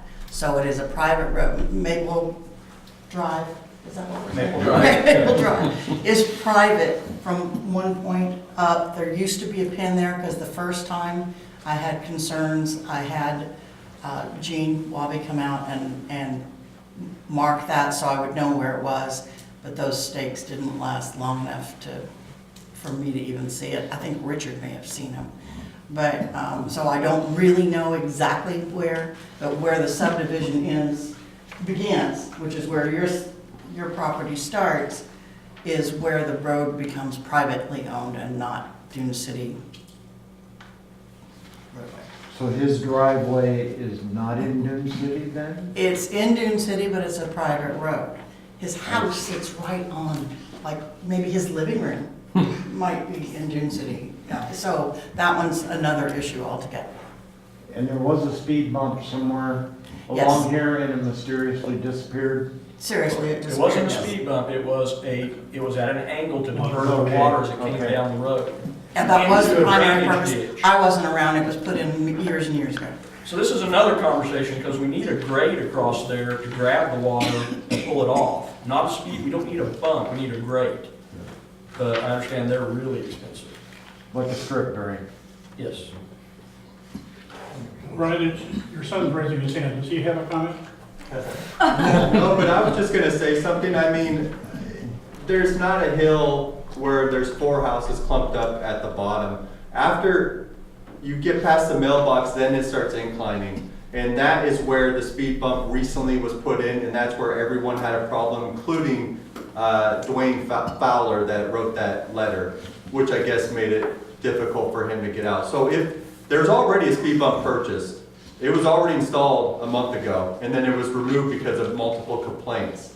So if a speed bump is put in around the mailboxes, you guys are gonna be keeping safety within our road. If you see the road, it is basically a one-way road. If someone's coming down the hill, you have to just basically pull over and let the person pass. So if anything, there needs to be something to slow down people, and you guys know that a sign does not slow down people. There's so much speed in this town because there's no law enforcement, no one's doing traffic. So if there's already a speed bump, then I talked to Aaron Holmes today that's done a good job with being the middleman, communicating with everyone. He seems to be fine and thinks everyone else would be fine if at least that one speed bump is put before the mailboxes between my house and Jim's house across the way. And at least that would slow people down, you know, around the speed bumps and make it safer around the clump of homes and where my son will be playing. And like I said, it's not one person, it's multiple people. And I was the one, and I didn't yell, I slowed down UPS and I said, hey, you're flooring it up and down this road, you need to slow down. You know, so I'm the one trying to enforce it, and I'm the only one with a family too, with a young kid like this. So of course, if there were other people on my road that had a family and had young kids too, they would probably be standing with me as well to say, hey, we need to be able to be safe, because beyond my driveway, it'd be nice to know that we can ride bikes up and down our street too with safety. So I think 2 speed bumps around the mailboxes, but if there's one purchased already, then at least one to be put in at the bottom part before inclines. So if they're around the mailboxes, is that near or away from Mr. Graham's driveway? It's really far away. It's quite It's at the lower away. part, and it's before the steep incline happens. So usually where the speed bump was first installed, that is where the grade starts increasing quite a bit, and that's where you need to probably start picking up some speed. Okay, thank you. So we don't have addresses on our little map here. We've got all sorts of technical surveying information. Could you describe, we've got lot 20, lot 21. If you have the corner of Earhart and Maple, Yes. Yeah. that's us, that's 5660. That's Okay. 23. Southeast corner, not, Southeast corner. Okay. not the north. Yeah, that's lot So are you 23. talking about a speed bump between the So my second house and is third 50 lot? 5670, which is on the other side of Lori and David. Just on the- east of us. Okay. And the Okay. mailbox is in front of my yard. Okay. And I don't know what is Jim's address across the way from me, but he has stated that he's fine with whatever we decide tonight. And he said you could put him on record stating that he will stand by the speed bump if that's what we decide. So he's okay either way. And he said, just put it right in front of my house, it's fine. So He's lot 21. he's not objecting to it. Okay. Dwayne owns 2 houses on that street, Yes. and he is very adamant about no speed bumps. He thinks it tears his vehicle to pieces. He So owns just lot so, just so you 20. know that, he owns 2 properties on that street. He has a 2 vote there. Lot 20 and lot 27. 20 and 27. This is Dwayne Fowler, right? Mhm. I think And we for should all the try- players, 28 is Aaron. 28 is Aaron.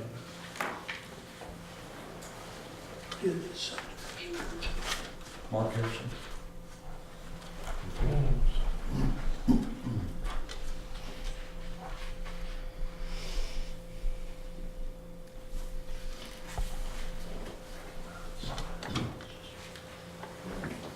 That helps. Thank you.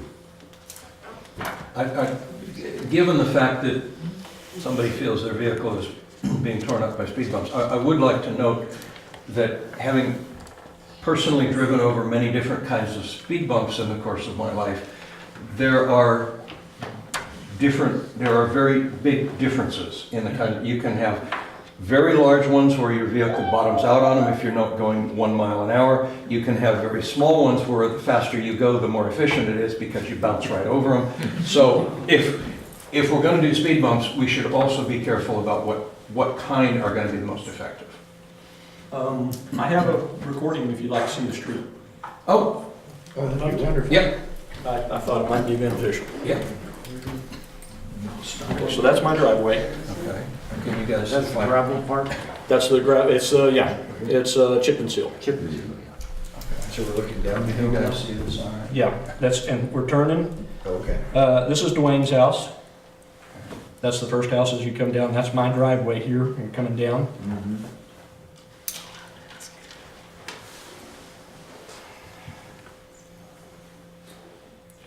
Dwayne's dead set against it. He doesn't want one.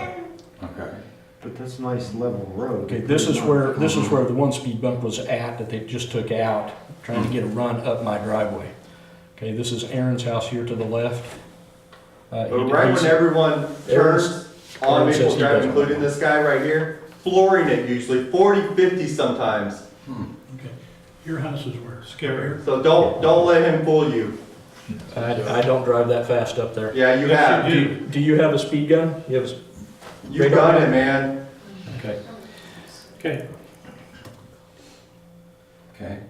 Okay, and then here's the end of it. So we got 2 blocks of street.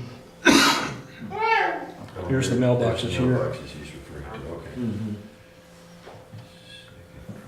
okay. Okay. So does that help you? Yeah.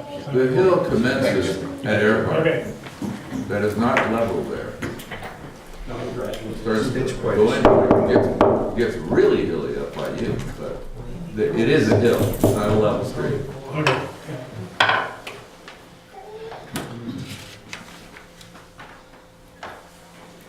Well, it sounds to me like we have a problem that we need to resolve, and I'm kind of leaning toward Counselor Orr's contention that he hasn't been up there and seen it exactly. The visual helps, but I'm thinking I would like to drive up there and look at it as well. But I would think that we could do an immediate speed sign or two to give some indication as to what the speed limit is there. And 10 miles an hour doesn't make any sense to me. 15 is... I'll just have to look at code and see what it Okay. says. But I would like to see signs on that road going both ways before our next council meeting. In fact, next week, or this, into this week, or first part of next week. Do we need a motion on that? I'm just babbling at the moment, but yeah, we'll probably need a motion to do that sort of stuff. And I'm not completely adverse to having a speed bump if we get the right kind of speed bump or bumps around the mailboxes, because that doesn't sound like it would be adverse to anybody except one person who hates speed bumps. That's correct. More than anything else. Or that may be an overstatement. So I guess I'm looking for some guidance and some motion from... I'll make a motion to install a speed limit sign at the entrance to Earhart Road that would affect all the roads there. Would that not make sense? Need one both ways. Yeah. Well, I'd like one so that they know, you know... On Maple also? On Maple also. Yeah, sure. Okay, 2 speed limit signs, one on Earhart Road and one on Maple Drive. That's my motion. I have a question. Well, no, that's fine. I was just, what I heard was he wants one on Earhart and you want 2 on Maple, and it's doable. I want one on Earhart and one on Maple. Oh, okay. And I would like to see them both, Right. I would like to see both the signs on each of the roads have it facing either way. Okay. Two-sided. Both ways and both Does that make ways. Very sense? good, yes. So 4 signs on 2 posts. 4 signs, okay, gotcha. Jamie, what is the cost of a speed bump, roughly? An Oh, average that's speed nothing bump? now, because we've already paid for it. I mean, we have that, it's a portable one. I mean, it's one of those that you, and you Stick on. anchored it in, yeah. Oh, really? Yeah. That's what Velcro. we use, just because, and we use those throughout the city quite a bit, especially in a situation where it felt like an emergency and something needed to be done right away. Do we have 1 or 2 laying around? Or, Well, we've got the 2 that he took out. There's only one. Well, it's one, but it's made up of 2 segments. And he bought 3 segments. If he bought 4, we'd have put 2 on. But he only bought 2. He bought 3. So, yeah, or we can contract with someone to come in and put an asphalt. When you put in one of these, and I mean, if I live on the street and one night, one morning I go to work and I come down and there's no speed bump, and the next, at the end of the day, I come up and there's a speed bump, I'd be a little bit surprised. Are these portable ones like clearly visible, and, or do you need to notify people ahead of time? They're the fluorescent yellow paint Okay. stripes. Yeah, okay, But they are small. okay, They're not big. okay. But they get your attention at least a bit. it would be a sharp. Right, like, that's what Tom, yes. And what was happening where we put the last one is that the gravel was coming down the hill. We had that big storm too. So the gravel was coming down the hill and piling up, and so now the speed bump basically became a gravel hill that was causing problems. There's a motion to put the signs up. And was there a second? Second. All those in favor of the signage? Aye. Any opposed? Okay. There will be signs installed ASAP. 4 signs on 2 posts. Okay, look, two things, I have to order the signs, and I don't know how long that'll be before they come in. All right. And secondly, Richard won't be back in town, and his wife has surgery, so he's not available till the middle of next week. Okay. Okay.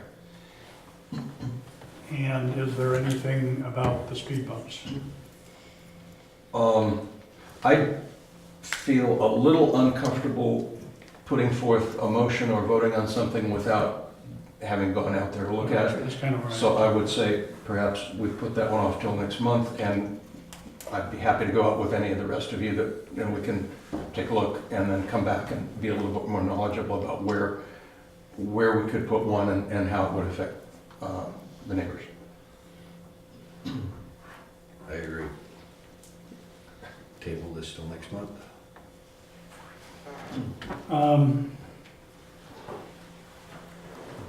Yeah, I'd like to get out there tomorrow. Okay. And then, I'm trying to think if I know of anybody with a post hole digger that could help us install, well, we don't have the signs to do it. I have a postal link, several.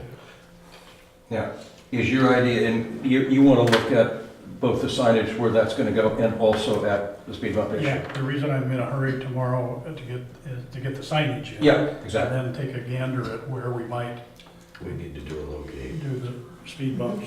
Before you dig out there, you need a locate. Yeah. Yeah. There are Yeah. water lines and. 811. Yeah. Yeah. I probably can't get out there until Friday afternoon or Saturday, but you and we can compare notes after, Yeah. after we look. Bearing in mind that I wouldn't advise that. Pardon me? I wouldn't advise that if I were you. Oh, because of the issue of that becomes a Because council it meeting? becomes a meeting, yes. Okay, fair So enough. I would think that if you want to call a special meeting to talk about it, we could. We do have a town hall coming up. I could issue notice at the town hall that issue would be considered on an agenda, as an agendized special session if you want. We have time for that, and that is next. It's 21st. Thank you. I Yeah, won't be I would here. like to, Yeah, I'd like to have a special meeting then. I don't want to wait a month. yeah, good idea. I won't be able to be here then. Well, I'll vote for you. I will give my input then, right? So this meeting, are you calling a meeting other than what's already on the calendar, or that Jamie was talking about? Is this we have a special meeting next week, or? It would be a special session, so it wouldn't be the same time as the town hall, but it could be like 30 minutes before. Yeah. I don't see where it's gonna take a long time, it's not like you really need to get up and pledge the flag. That's what I'd like. And that's the 21st. Okay, that sounds good. What time? So that would probably be at 5 o'clock. Is that okay, because your town hall is at 6? Does that work for you? I can do that. I'm looking, I think so. Thursday the 20, yeah, That's a Thursday? yeah. Does that work? Yeah, I think so.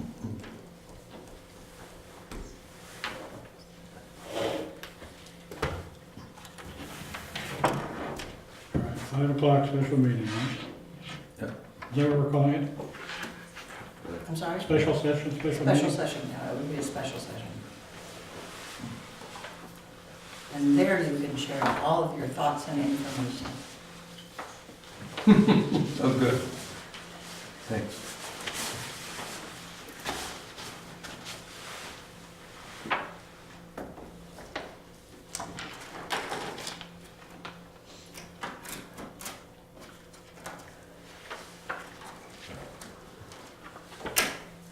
Meeting at Maple Drive. 21st at 5. Or a meeting at Maple Drive. No, meeting here. Meeting here. We're gonna, Yeah, if you want to meet on site at Maple at your own convenience, Gotcha. Yeah. it should be pretty convenient for you. Yes. Walk up the hill. Yeah.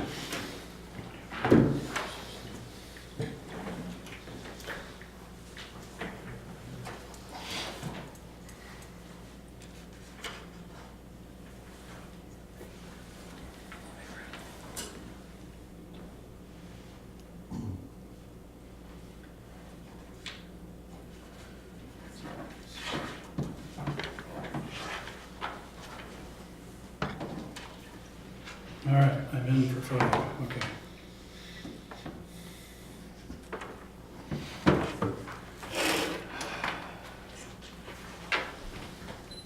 So I'm closing the public hearing. You already did. Well, good. Closing. Go ahead. It may not be a perfect solution, but I think we're headed to try to resolve a bunch of issues and hopefully upset fewer people than we're pleasing. It's called a democracy. I hate to see you do a whole lot because the problem may already be solved. Maybe it will be. Because I've had plenty of talks Yep. with my son and his friends. So, it may be a mute issue. Talks with teenagers always work. Well, you're gonna be going through this, just give it about another, 16 years. All right, we're moving right along. Thank you. Is there any citizen input on items not discussed in the public hearing?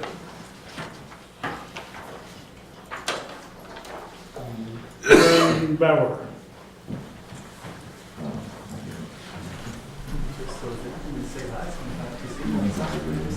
Hello, I'm Aaron Bowman, and I live at Little Oak. My signature may not have been too clear. Well, it's more legible to write, so. Get in on the way back. So it's not. Try not to go too fast.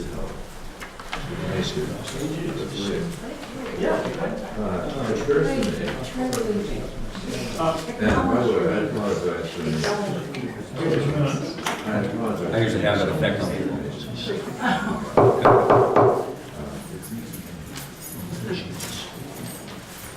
Love to have you guys communicating, but. I know, don't ruin that. Yeah, I think that was a good thing. Keep it up. Thank you. All right, Karen, go on. Okay. And I apologize if this information got out and I just didn't pick it up. But I was, noticed a guy, actually is a Ray Wells construction company, were digging some holes out next to my property. I went out and talked to the guys, find out what's going on. And apparently at the end of Little Wohink, there's a 40-acre parcel that was never built on. There was some problems with that parcel. And a developer, I don't know who the developer is, has got access to it and is starting to develop a bunch of homes there. And so if, if this information has already been posted, I apologize, but my questions are this. I would like to be able to know that when things like this, I mean, it doesn't really matter if it's a one or two house, but if it's a large development going in, it obviously will have an impact on the residences that are around that area. We have little tiny streets, it's like, almost like we were talking about one way, and now you have 28 new homes going in there. So my main concerns were, if this property was not buildable in the past, suddenly there's a development going on there, what's changed? So those are one of my questions. They're listed on this piece of paper. Also, Ray Wells was doing a pressure test for water going from Big Wohink Lake across my neighbor's property down our property line to the new development. It's a 2-inch line. And I'm not sure how a 2-inch line is going to support 28, I understand it's like 28 new homes or 30 homes or something like that. And if the idea is to have a water tank, storage tank, which kind of makes sense to me, what kind of safety and environmental concerns have been addressed with that? That was another question I had. Also, that property that they're building on slopes very steeply down to Little Wohink Lake, which in turn drains into Big Wohink, where most of us get our water. I don't know if this builder is going to be diligent and green in his processes, so that the waste and the cleaning equipment and things like that is going to not end up in the lake, because it's very steeply sloped down there. In addition, you got 28 new homes going in. What kind of septic systems are they going to have? Because that area, if you look at the Dune City Vicinity Comprehensive Land Use Plan, which was attached to the back there, it indicates that this area is unsuitable for building. And that's because it's probably too porous with sand or whatever it is. So I'm just wondering what kinds of things are going on that we might want to look into and might want to address with all this new building going on. My main concern is water quality, obviously. I participate and volunteer for the water testing. Thanks for coming out. And my knowledge of contaminants in water is my biggest concern is effluent from homes, septic systems. And if all of a sudden we have 28 new homes going in there, and we got this little Wohink Lake, and then you've got it draining into Big Wohink, where a lot of us have our water source, that's my big concern. Jamie, you had something to... Well, I just wanted to give him a little bit of history. Okay. And remind you what this is. This is the woods at Little Wohink. It was approved by a court order in 2007, and we have no choice but to approve it with its current conditions, except we can implement, we can enforce code that has been changed, especially specialty codes with regard to building, because that's something they still have to comply with current code. It's only 15 lots, not 28. Oh, good. It's only 15 lots. The restrictions were approved. The conditions that were suggested by the prior council at the time were what the attorney, what the judge approved. And so there are, they have to keep, rather than 50 feet away from the lake, they have to be 100 feet away. There have to be green fields and open, all the sloughs have to be there to capture any erosion. They have an intricate erosion control plan. And we inherited this. This is not something that is new. It's been around since 2006. But the city inherited it, and because there's a court order, we really had no choice. But where we can, he is being extraordinarily cooperative. And it is Mr. DeBry, he is the property owner, who is the one that's doing it. He does have somebody who's helping him, who's based out of Cottage Grove. And he is willing to meet with you and talk with you on everything, if you want. Well, not just me, I would like to Well, no, I have know, and people know. Kath is interested too. Because I find out by accident, and the Weird Wells guy says, oh, yeah, I got 28 new homes, it's 40 acres up there. I'm thinking, oh, 28 homes. We did have a public meeting. Oh, okay. Well, we had to, when we had, because we had to approve it. The judge ordered the city to do it, and the city didn't. And here we are 10 years later, and we're going, wait a minute. We come in and we get pressed, why hasn't the city complied with this court order? We had no choice. And so we brought it to the city council, and I don't know when it was that we did that. It would be, it'll be 2 years in May. And the reason I say that is because he only had 1 year. And he only gets extensions under certain extenuating circumstances. In this case, his wife had cancer and was going through a cancer treatment, and he lives in Washington, so he was up there and couldn't get anything done. That has now, he wants to address the issue. He did request a 1 year extension. That's all he's allowed to ask, is for one. It does expire in May. So, and they're moving forward right now. That the water line existed. Yeah. They had to find it. They found it. It was already in place. They found it. It will need some upgrades, and so I think he probably did that while he was out there. Yes, the water tank would be like what we have at Hilltop, because it's the exact same company that's doing it. It's not huge, you know, it's just enough to pump it up there and hold it for distribution through a gravity feed. And any other questions, feel free to call me, because I can. Well, besides people were saying, oh, about the lake, my main concern was access, because it's that little road, and comes up to the hill here, and ours comes out right there. And there's only 2 houses down there now, Kath and Wayne's, another neighbor across the street. If that's the only way that these people are gonna get in, they're all gonna be going to and from work and things like that. The traffic is gonna be, I don't know if we're gonna widen the road, or if we're gonna put a stop sign at the top of the hill, or do something, because my concern is, when we come out of our little circle, we go right down here, and people coming up that way come up. We go slow, because I know sometimes people come up that hill. But maybe we should just look at the traffic situation. It is proposed to be a gated community, so it will have they are planning on getting it. They will have to comply with the county septic. Oh, yes. I would imagine, yeah. Oh, yeah. So, I mean, Oh, that- definitely. That, I think, And there are traffic studies, and he was required to provide traffic studies, so we do have traffic studies that the prior council used to make their determination. That's the reason the original one went bankrupt, is because they required so many studies and wetland delineation and a tree inventory and things like that. And they jumped through all that hoops until he ran out of money. And Mr. DeVry happened to be one of the guys that had loaned him the money. So Mr. DeVry ended up with the property. All right. Yeah, it'd be interesting to see the plan. I apologize if it was already publicly discussed. Oh, it was publicly discussed in 2006. I wasn't here. I wasn't here either. So there was a filing cabinet back there. I'll let you loose on it because it's the entire filing cabinet. so I hope that answers some of your concerns. Yeah, I might take access to that. Hey, you and I both. I'll put you to work. You can put it in chronological order for me.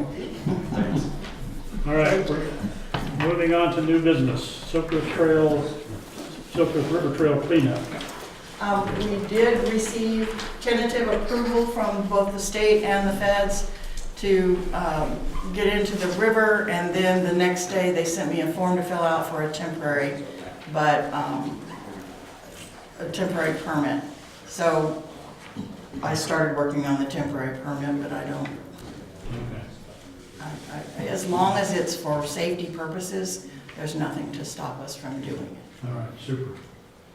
And as long as we don't remove material. Right. Right. Final presentations of Sustainable City Year Program, Passive Energy Project at Jovo. Will be next Tuesday, the 19th, from 10 to 2. And this is the presentation regarding the vertical evacuation facility planning. So, and passive energy. So. All right. Appointment of member to the Water Quality Committee. One opening, 2 applicants, one will be a member and the other will be a volunteer water tester. Richard and Patricia Briggs. And you have their resumes or applications in your packets.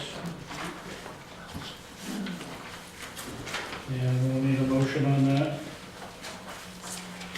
And do we know which is which, or does that concern us? I don't know what. They don't have a preference. They didn't say. Do we need to specify which one is the Well, tester? and which- yes, Richard has put down Water Quality Testing Committee. Okay. And the other, Patricia was blank, so I'm assuming that, By default. yeah, he wants the one and she wants the other. Okay, fair enough. So I need a motion to approve. I move to approve. Second. All those in favor? Aye. Aye. Any opposed? Passed unanimously. Ordinance 250 regarding building permit program, first reading. Right, that is in your binder. We're not anywhere near close to making any finals, but I wanted you guys to get working on it, so, and come at me with recommendations individually. I will try and incorporate those in here for future. Don't worry about the typos and the fact that it's all numbered wrong. Try to fix that part. And there's so many things I need to go back and reference, it's gonna take time as I was trying to read through it. I know. To look up Yeah. everything, so I'd like to look at it and get back to you on it. So yes, this is just for a future date, but we need to work on it, because So it's if on we the- don't get this, we can't get permit increases, and if we can't get permit increases, we may not be able to meet the new demands. All right, but it's not an official first reading tonight. No, it is not. Okay. I'm sorry, that changed. It was gonna be, and then I realized that's not gonna happen. All right. Then, moving right along, ordinance 251, declaring the feeding of wildlife in Dune City limits to be a nuisance. First reading. We don't have a public hearing scheduled, but we do have someone who's interested in speaking on this issue.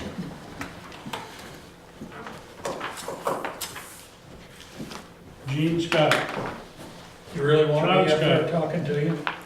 Well, I know that, yeah, I know, yeah. Just remember, we do have a bedtime coming up, so.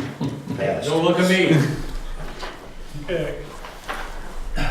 First of all, I want to say that I was on that illustrious council that dealt with that little thing up there. Boy, what a mess that was. That was ugly. That was beyond ugly. It went from 20 some odd down to 15 lots. Oh, whatever. Big deal. Anyway, deer. Deer are kind of a universal problem in all urban areas. And a lot of cities have dealt with them in different ways, but one of the things they do is they generally ban feeding. And over on, around the Hilltop and in that area, there's a couple of herds that are a dozen or so. And the people are out there with their little kids and they're feeding them by hand. I mean, it's just stupid because we're attracting more and more deer.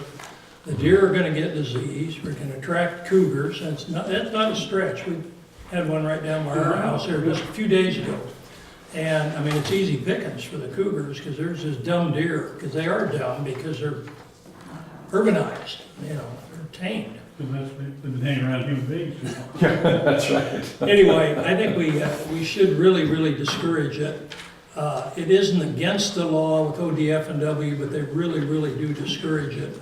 And some towns I can think of, Baker City, Eugene, Portland, I don't know, there's quite a few cities in Oregon that have had ordinances banning feeding any wild animals, probably not birds, but bear and deer and so on and so forth. And I think it's only a matter of time until somebody gets, well, there's been a lot of automotive collisions, and you see a lot of the deer are limping, and I think that's probably the result of those. Pat's hit 2 in her career living where we do. And the problem is that you go by, what we've experienced is they're on the banks and you're driving down the road and they jump off the banks, go in front of you, so you can't predict them. But I think that's one way we can probably help to dissipate the congestion, if you will, or the increase in numbers. And I don't know how else we can do it. Some cities have even gone so far to have archery hunting seasons on them back east on the East Coast because they're just getting so many and there's such a problem. But we can maybe head it off early by getting a ban. I don't know how we can enforce it, but we can put out, some publications and encouragement, some signs maybe. Do not Should be feed. something in our next newsletter about, please don't feed the deer because it's not a good idea. And Yeah, some great. other kinds of things. Okay. I'm afraid of people that are feeding them, they're gonna get their fingers bit off. Well, those deer get pretty aggressive after a while. They had a problem up at the lodge up in the Lava Lake up there, and all the cougars were feeding the deer up there. And boy, they had a couple incidents where the does just got little kids down and just stomped them because they were trying to feed them, and the deer, those does could cleave a person in half if they use their front paws, or feet, whatever. All right, we'll try to get some info out. Okay, that'd be great. That's all I have to say about that. Although I can sit here and do the next one too. Did I sign up for that? The next one is, Water level? Yeah. This is your first reading for this particular ordinance to, the water level. no, there's an ordinance in your file For deer. for don't feeding. 251. It's adding an ordinance amending chapter 91 to add a new section prohibiting the feeding of deer, raccoon, bear, cougar, coyote, and/or wolf within the city limits of Dune City. And it would add it to the nuisances so that we can, in fact, enforce. Right. Yeah, there's even been a report of a wolf recently. I saw it. I was What? shocked. What? A wolf, it was running across Report the of a- street when I was coming home on Boy Scout Road. Really? Jamie, can I ask you, how can we enforce this? Well, with nuisances, when I get a complaint, there's a procedure set out in code. We start with a letter, and then I talk to them. If I don't get a response in talking to them, a favorable response, and the activity still continues, I, as a code enforcement officer, can enter an order against them I have a hearing and take evidence. If they show up at the hearing, great. I have to have them either personally served or send them by certified mail that they received notice of this hearing so they can come and appear and present evidence before me as code enforcement officer that they didn't commit the act or that they're going to stop the act. I'm going to be reasonable. I'm not going to be hard-nosed about it. But if they don't, if the activity then continues, I can enter fines in accordance with the code. And they have 10 days after I enter that fine against them, which I can place as a lien against their property. 10 days after that, they have 10 days to appeal it. They would appeal it to the city council. And so it would come before the city council at So that it's point. basically someone saying someone did something. Is that what you're It starts out that way. I require a written complaint on that one. They have to actually sign it. A lot of people like to call and complain and not put their name on it, but if I'm going to pursue something like that, I'm going to require something in writing because that's a constitutional right for the person who's being accused to be able to face them and face their accused. So but we do have the process. I haven't, thankfully, had to use it. I use it, I have a couple of times, but it's ended with people paying the fine and correcting the behavior and everything was fine. So I've never actually had to bring it. And if it's really bad, or if the fine, because you know, our fine says something like $1,000 a day in some instances. If it gets to that point, I'm bringing it before the city council, because that's gonna be way more. And the city council has the authority to place a lien. We do not have to go to the court in Eugene to place a lien. So I'm considering this to be the first reading of ordinance 251. An ordinance amending chapter 91 of the Dune City Code of Ordinances entitled nuisances by adding new section 91.03C, prohibiting the feeding of deer, raccoon, bear, cougars, coyote, and or wolf within the city limits of Dune City. And so we'll bring this back for second reading next month. Or we Right, could but do- you have to ask first if anybody. There's a script. Yeah, there is a script for this. Proposed ordinance requires two readings before it is enacted. There you go. Dune City Charter, Section 34, Parent 3, provides that both readings may be read by title only. A, if no council member present at the meeting requests it to be read in full. Or B, if a copy of the ordinance is provided for each council member and all requirements for posting and advertisement have been met. Have all requirements for posting and advertisement been met? Yes. Does any councilor desire the ordinance be read in full? No. I would entertain a motion to read ordinance 251 by title only. So move. Second. All those in favor? Aye. I will read ordinance number 251 by title only. Which you already did. but Which you I already do it did. again. I'm a little ahead of myself. An ordinance amending, so a public hearing will be scheduled for the April council meeting. Is the last line on here, or can we have the second reading tonight too? No, we didn't advertise it as a public hearing. Okay. I didn't think we So a needed. public hearing will be scheduled for the April council meeting for the second reading to Thank you, sir. get rid of the, I will feeders. tell you that today we received a phone call early this morning from a gentleman where the deer on Buxton Bluff, the deer died from apparently a disease of some kind in his front yard. Oh, get that wasting disease, Yes, the hair it's disease. wasting disease. Because I've seen them. It took us all day. He was working on it too, calling everybody we could think of to find somebody who would come get that deer out of his yard. And it wasn't until 5:30, he called me at 5:30, said he finally had somebody call him back. Yeah, you can call it roadkill. Somebody's gonna just fill out the paper. you just I have to- tried everybody I could think of, everybody I could think of, and he was doing the same thing. But now, I guess the county uses a guy that lives locally. And so the guy, they gave me his name and telephone number. So now I have a contact, I can skip all those phone calls and go straight to this guy. That's good. Get it taken care of. All right. The next one, we're going to investigate means by which the city can have some say on in how the Silkers Dam is operated. That will require hiring an attorney, and so I'm asking you if you want me to pursue that. Yes. I think we've heard from the citizens that they want to know what we can do to. Yep. Okay, thank you. That's all I wanted. Maybe I'll do a motion on that. Oh, do you want a motion? I do want a motion because Okay. it's liable to be kind of expensive. I want to make sure everybody knows it wasn't me on my own. I move that we investigate means by which the city can have some say in how the Silcoos Dam is operated. Second. All those in favor, signify by saying aye. Aye. Any opposed? Passed unanimously. Resolution number 2019-001 regarding approval of submission of grant application to Oregon State Parks and Recreation Local Government Grant Program, LGGP, for property acquisitions. And that's, The same one that you adopted last year when we applied for the grant, and the grants applications are due April 1st. okay. So do I have a motion to redo this one, the resolution number 2019-1, to reapply for the grant? So moved. What are we at? This would be for Property. acquisition of the land for Rebecca's Trail. Oh, okay, thank you. So who made the motion? Is there a second? Did you? No, but I will. Second. Okay, sorry. All those in favor signify by saying aye. Aye. Any opposed? Passed unanimously. Approve prize money award for organization that brings the most volunteers to work at the triathlon. Thanks, John. Thank you.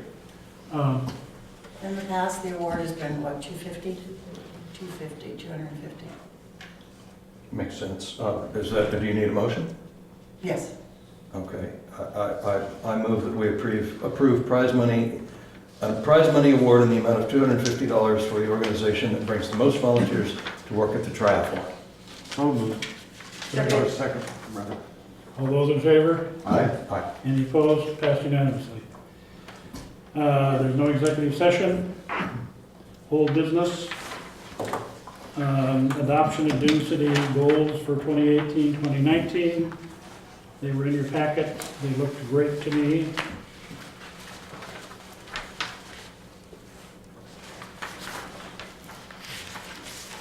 I actually have one personal disagreement, and I know I missed the meeting on it. I should have brought it up then.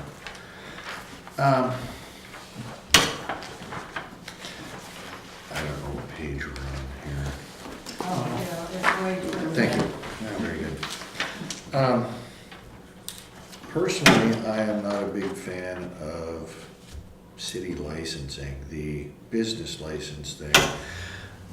I've never quite got the quid pro quo out of that. We are selling somebody a license. Are we guaranteeing, are we doing background checks? Yes. We actually are. We're checking their insurance, we're checking their licenses and all that stuff. That's part of the process. So there is something there. Yeah, it takes a couple of weeks to get it all done, but we have been. But that's only as for contractors, so that's easy, because that's where it's written right now, it's just for Right. contractors. So I don't know. How It's are a we valid gonna- question, so. How are we gonna do this for the rest of the world that isn't a licensed contractor? So are people going to, the citizens going to get something out of this extra cost, which the business owner will obviously pass on? The only thing I can think of is if we require that they show, which we do at this point, that if they're licensed by the state, they would have to give they have to have a current license, we have to know it's current. And the other requirement is that they have their insurance. They've got their insurance and they're bonded or whatever. And if they're licensed by the state, they're already licensed once, and the state would already require insurance. Yeah. So we're Yeah, it's double like every other licensing. city, yeah. Mhm. Twice the cost for very little return. Well, I don't see. What would be the extra, I mean, you say, if I'm understanding it correctly, you're saying there's an added cost to establishing to us that they have insurance? No, to a business owner to come in and do business To come in here. and get a license. They would have another license cost if they're, as Jamie said, already licensed by the state. They paid that once. And then their bona fides have been checked by the state. The contractors are, right now, is the only group that our business license applies to, is to contractors who, construction, landscaping, that kind of thing. The other thing is that means I can issue stop work orders. And I will still report it to the state, but the stop work orders can be done that day, and they would have to stop. it would have to stop. So that is one advantage, if they're doing something that they're not supposed to be doing.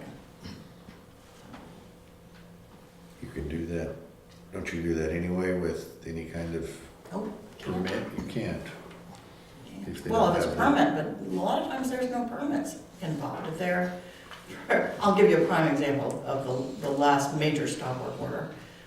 The person was putting in a garden and stair-stepping their garden, and the drainage was set so that it would flood the neighbor. And I tried talking to the landscape contractor, and he was not being cooperative. And so I really felt like I had no choice but to stop work, issue the stop work order. And then when I did that, we got the engineer in there and looked at it, and yeah, changes had to be made. He made them, and everything was fine after that. But sometimes you just have to stop them. I don't like to, but sometimes you have to. Where'd that engineer come from? Was that a They had to land? pay for it. Pardon? They had to pay for it. So it was a private engineer that was brought in? Not a city? I told him I wouldn't lift the stop work order. Well, I can lean on that because it's required by state law and under the building codes. So I told him that he had to bring me we had to see the engineer before we could allow him to move forward. What he was doing was a violation of what he was allowed to do under his license. Landscape architects can't go any higher than 4 feet, and he had gone 12. And so that triggered my ability to get that kind of control in that circumstance. Yeah. I'm still looking for a recommendation about the Dune City goals for 2018, 2019. I move, a motion? Do you want a motion? I think so. Jamie? You want a Well, motion? it has to be done by motion, so. Okay, so I move that we adopt the Dune City goals for 2018, 2019 fiscal year. Second. All those in favor signify by saying aye. Aye. Aye. Any opposed? Passed unanimously. City of Florence's policy for official city use of social media. Right, I received this very last minute, and it's rather lengthy. I was Yes, it surprised at how is. long it is. So I just put it in here for your information. Tonight's presentation, I expected them to say we should use Facebook for some of this, and so I put that in there just to let you know just how complicated it can get if we do Facebook. I'd either like to roll it to next month or just not vote on it tonight. Oh, it wouldn't be a vote on thing. I have nothing for you to vote on. I just wanted you to see and see if this is something that you want to do. Because a lot of people are telling us, oh, that'd be the best way to get hold of me is on Facebook. But there's a lot of things in the background there that may just be too complicated for our limited staff to make sure that we That's what jump it's all looking over. like to me, but I'm willing to talk about it later. I don't want Yeah, to that's do fine. it tonight. I want to put this on the mayor, should he ever show up.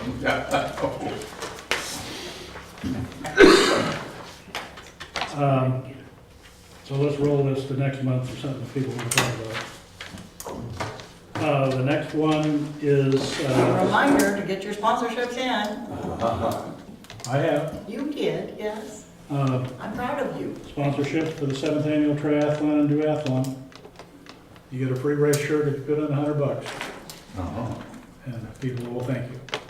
So, there are forms here to get to fill out, should you're interested. There are, and I remember I'm asking for you to try and get 3 sponsorships per counselor. Okay. Go to your places where you normally do business. Sell it for them. Anyway, I'm just asking. There are places that don't like me to come and do business. All right, we're to reports. The mayor's not here, so I don't have a report. Community center report, and Duke is not here. And I've got the wrong name on there. That should be Susan. I don't do water quality. Yeah. And water quality should be Susan.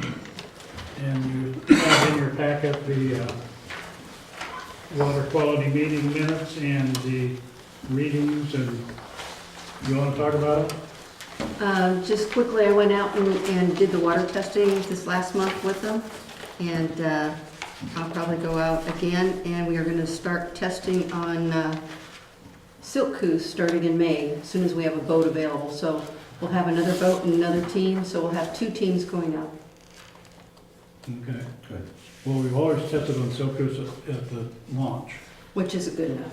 Yeah. And we agreed with that at the meeting, so we Yeah, found yeah. other volunteers and somebody with another boat, so. Yeah, no, we're gonna I start just wanted there. to, I mean, we have tested Silkus, maybe not as extensively as Wellpink, but yes, that sounds good.